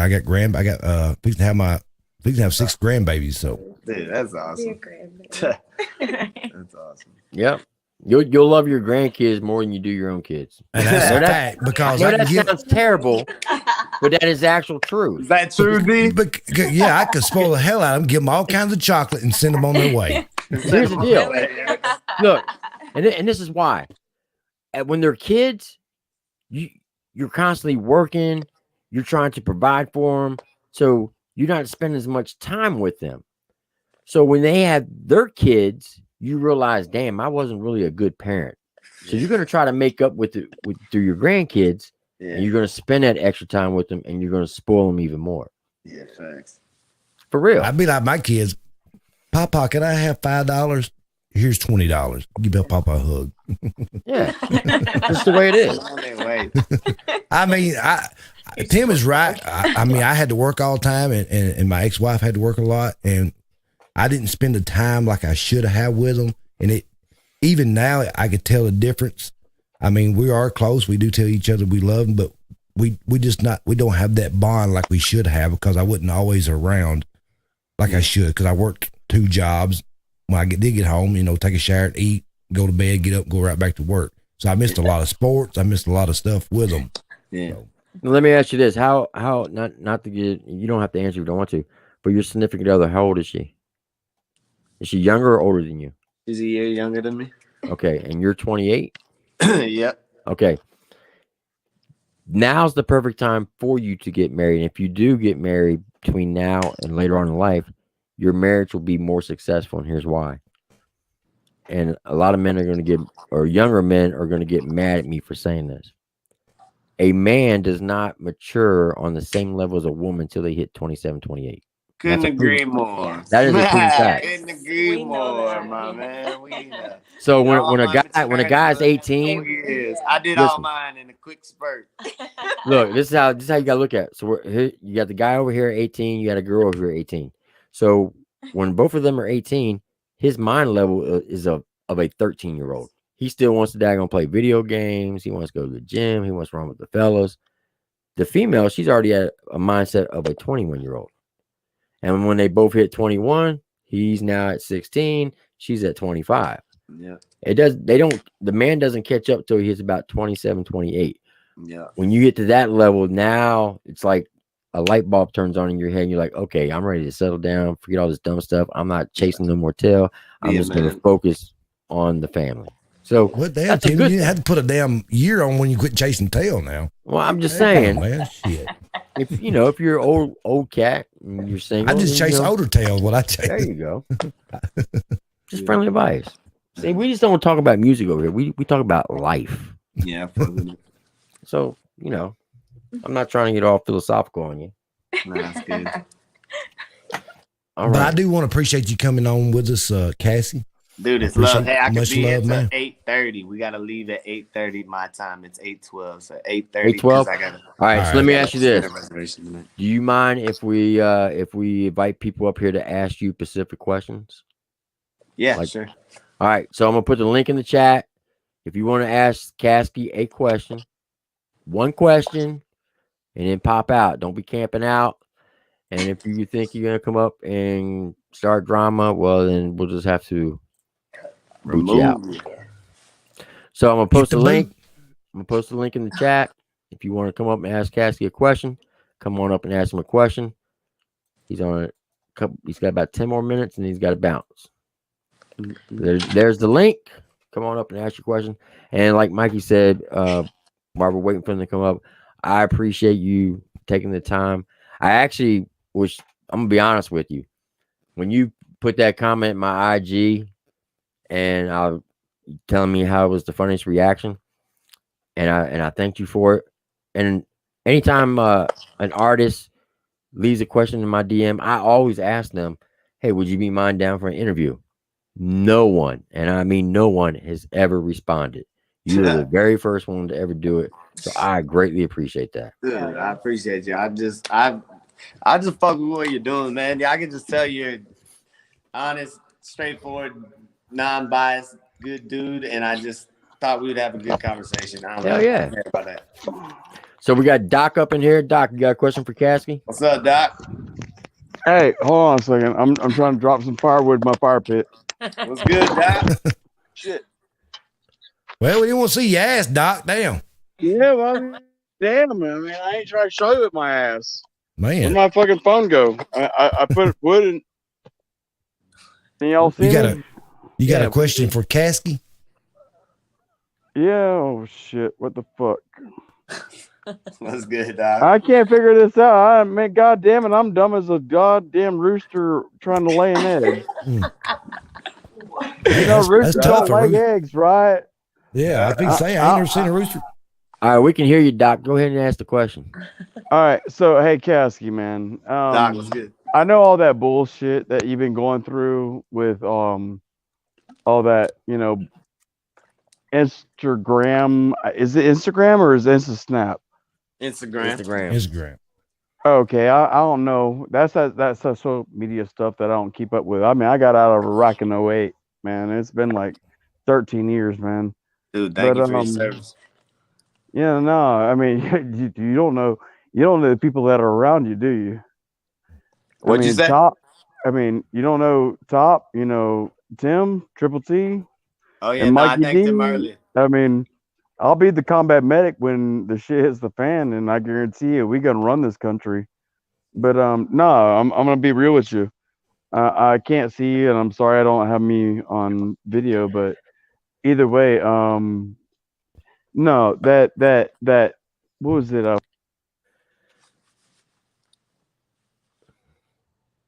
think we lost him.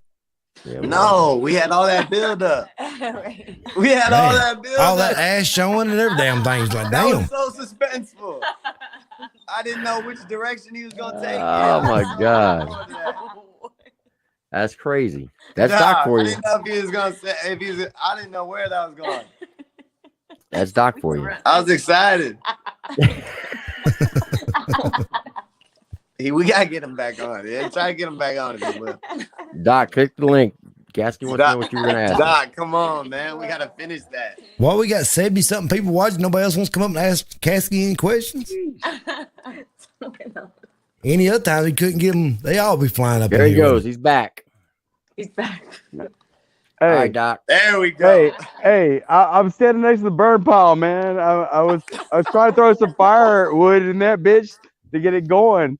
Hey, don't. Hey, just because I'm a dumb fucker, don't judge me. Nah, we ain't Right? judging. Nah, we Hey, was looking don't forward judge to me. it. You don't know me like that. Nah, we You ain't know? judging. What's the question, Doc?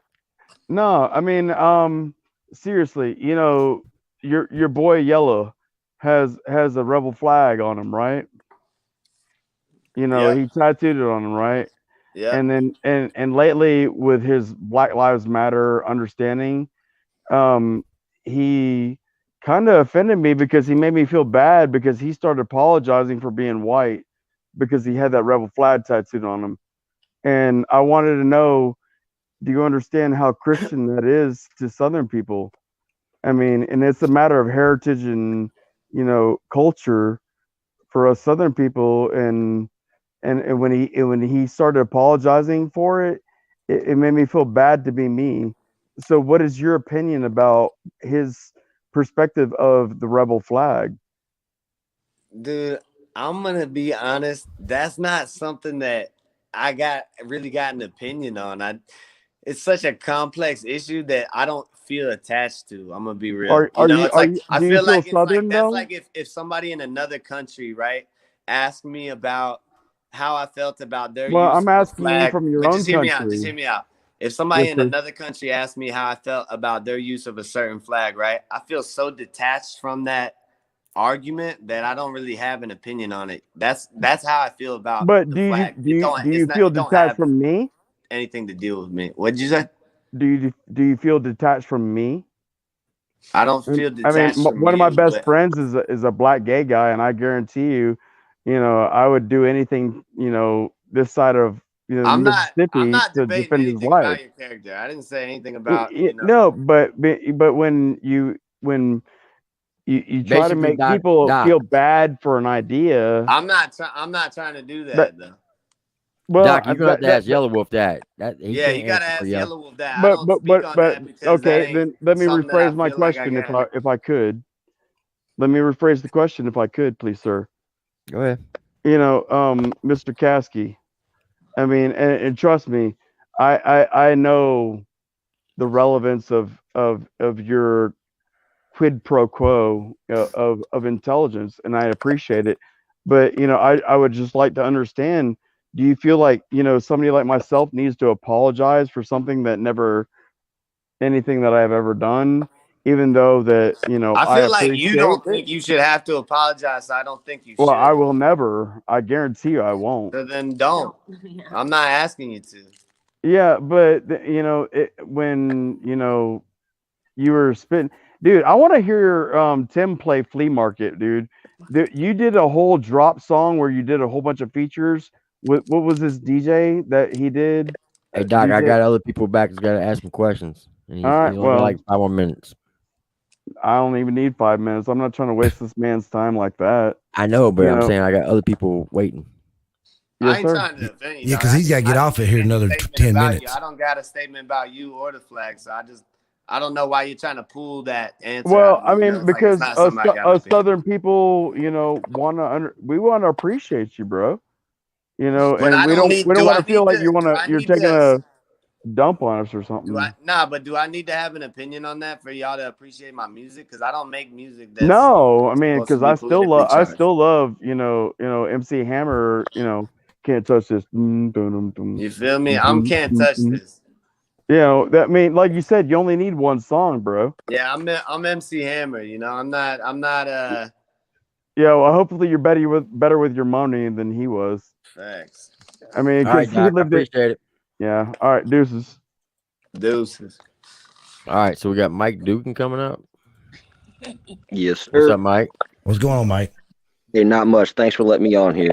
It's Mhm. been cool to get this interview because I mean I've left a couple barbs at Caskey online, and I'll be the one to say it. I shouldn't have done that shit, but you know what? We all say shit we shouldn't have. But it's cool to get to hear you come on here and say like to kind of learn about you. And I guess Thank you, bro. 2 questions I had for you real quick Yes, was sir. one, what is something people don't know about Yellow Wolf that we wouldn't know, and 2, what would be the artist that you want to collab with in the future? Great questions. Something that about Yellow Wolf y'all wouldn't know. I mean, one thing I got is that he has one of the most amazing albums I've ever heard coming out, and that's his rock album. Sometimes Why. It's some of the best music I've ever heard. Like, it's timeless. I think it's gonna be a #1 album when it drops. I think it's gonna be like the biggest album to drop of that year. If he drops it this year or next year, it's an incredible body of work, and he hasn't even really talked much about it. So I think that's something people don't know. Artist that I would collab with, if I could collab with anybody, it would be damn, that's hard, man.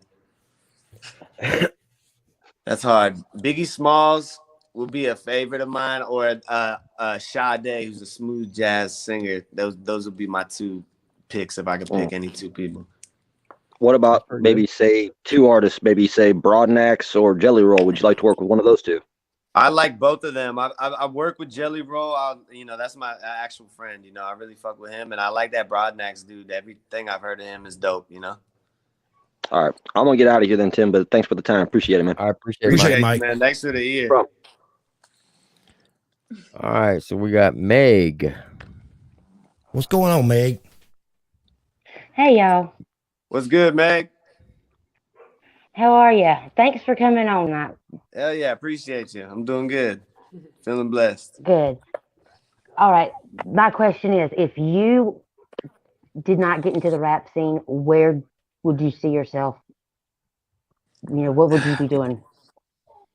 I would be trying to do anything that like I could not like work a job under somebody for. Like my mind's so too sporadic. So I'd be trying to paint or write or just do any type of like maybe odd jobs or something like that. And then another thing is when I'm older, I could see myself being like a teacher, like a English teacher, or art teacher, or something like that. Because I had really powerful teachers in my life growing up that like really pushed me to stay on a good path.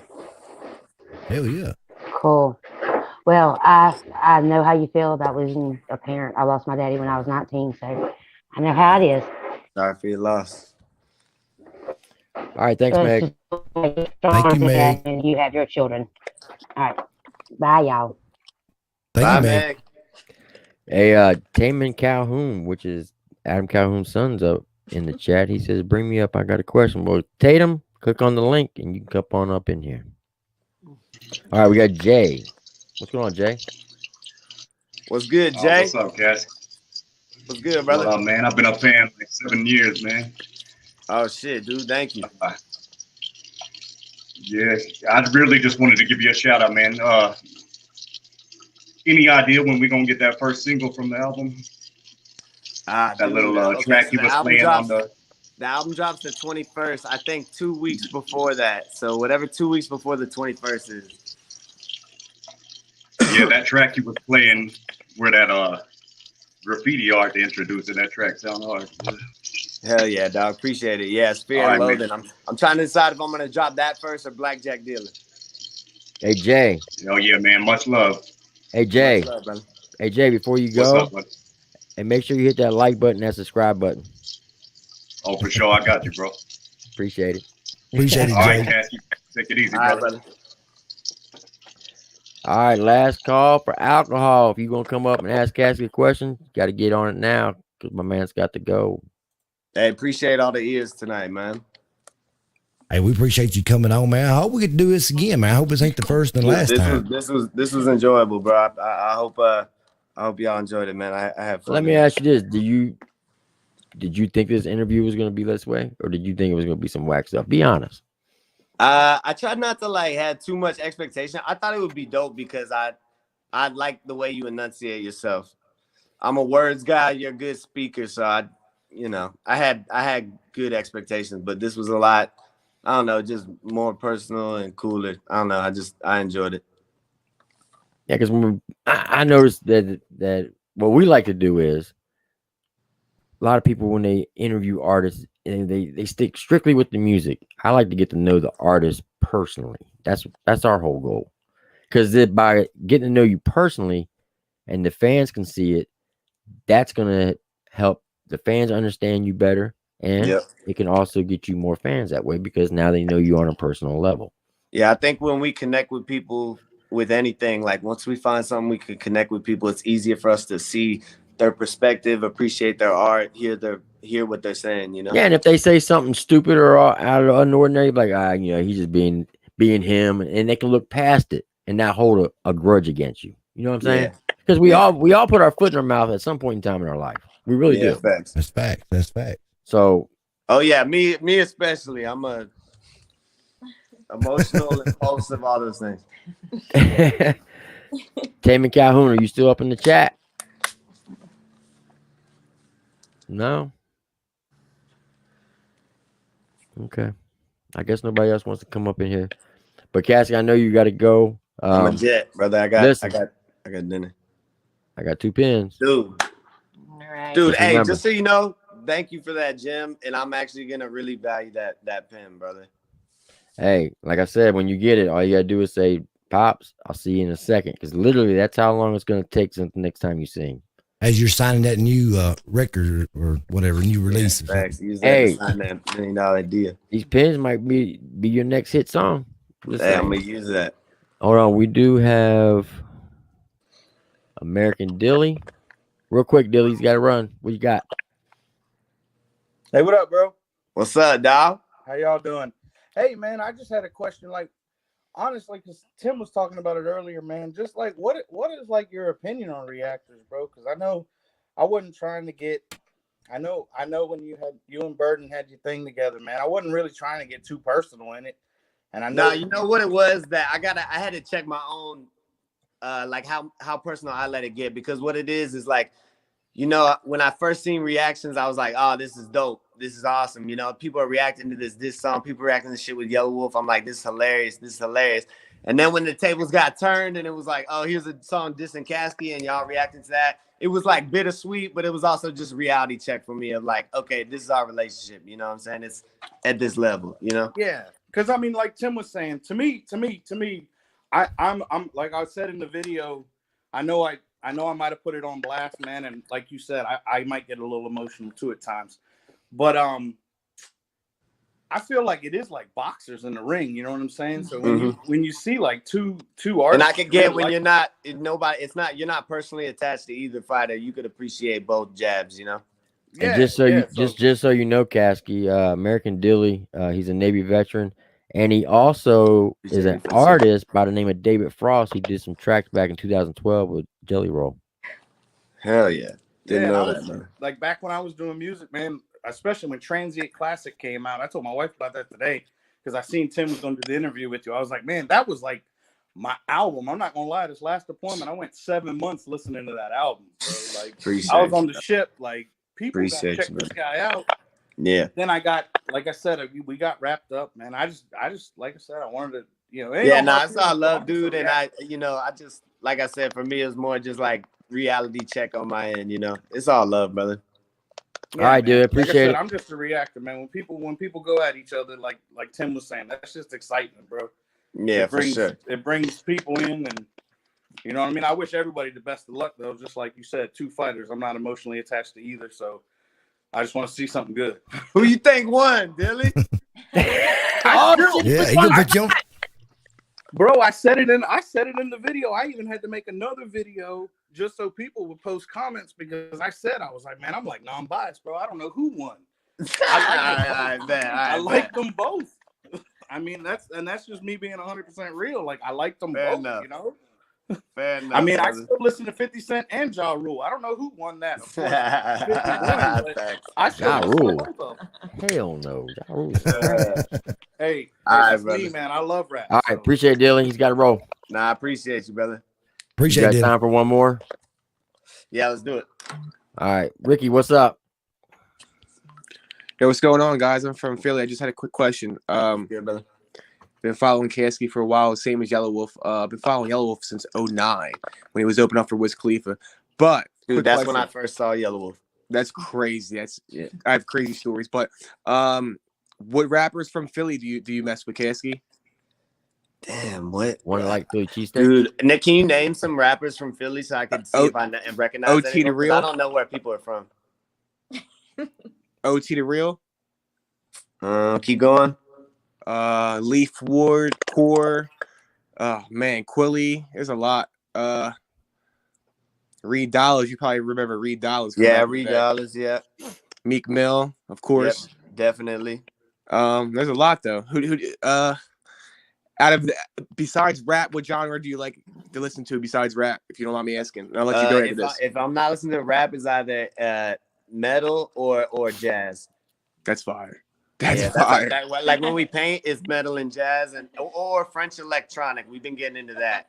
They got some funky shit over there. It's crazy you mentioned jazz. It makes me kind of think of like Mac Miller. Rest in peace, Mac Miller. Yeah, rest in peace, Mac. A goat, one of the goats. Yeah. Definitely. I see a lot of influence from like DMX in your music too. The dark side of your dude. One of the most like dope, emotionally charged rappers ever. Like he brought a whole new like energy to it.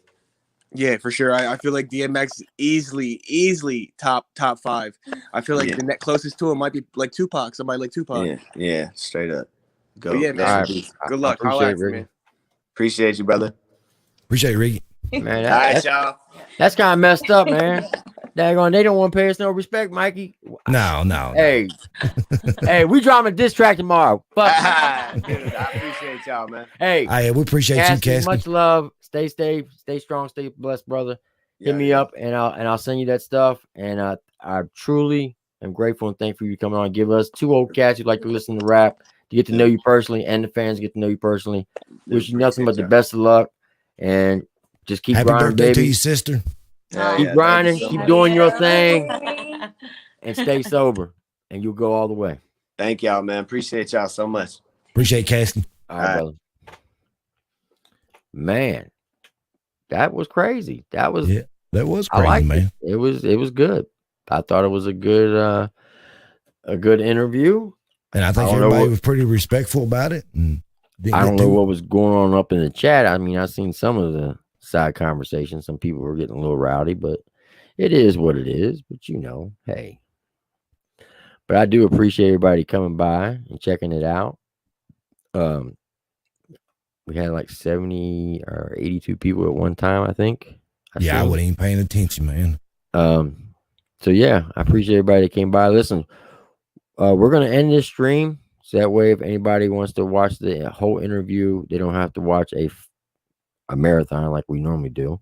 So we're gonna end the stream, and then Mikey, you want to come back on? Or? Yeah, we come back. We can come back on for. I can come back on for a little while. Yeah. So give us about 20 minutes, and before we bounce out, make sure you hit that like button before we bounce out of here. Yes, sir. Yes, ma'am. I want to appreciate everybody coming up in the chat. I appreciate everybody being respectful. I'm sure some got a little out of line, but that's all right, though. I mean, we still appreciate y'all, too. Now, I hope y'all come back just to see us. You know, Caskey won't be here. You know, you can still come back and check us out. We got some pretty fire stuff, too, now. We might be negative 20 or something. Hey, don't get caught slipping now. But look, anyway, for real, I appreciate everybody out in the chat room. They came by, checked us out. I thought the interview went great. Put a comment. Let us know what you think. And you know the deal. Be kind to yourself, love your family, love your neighbors, to include your enemies. Do unto others as you wish them to do unto you. And as always, God bless you. God bless America. And God bless Caskey and all the other rappers and all the other beefs. And let it all go away. Because we had Caskey on. I mean, we don't like y'all any less. We appreciate y'all, and we still love y'all's music. I mean, we're not taking sides. This is just strictly business right now. We're just conducting an interview. That's all. I just let the fans know a little bit about Caskey and stuff like that. Yes, sir. But so yeah, give us about 20 minutes and we'll pop back up. So we'll see you then. Mikey, don't go nowhere. All right, man.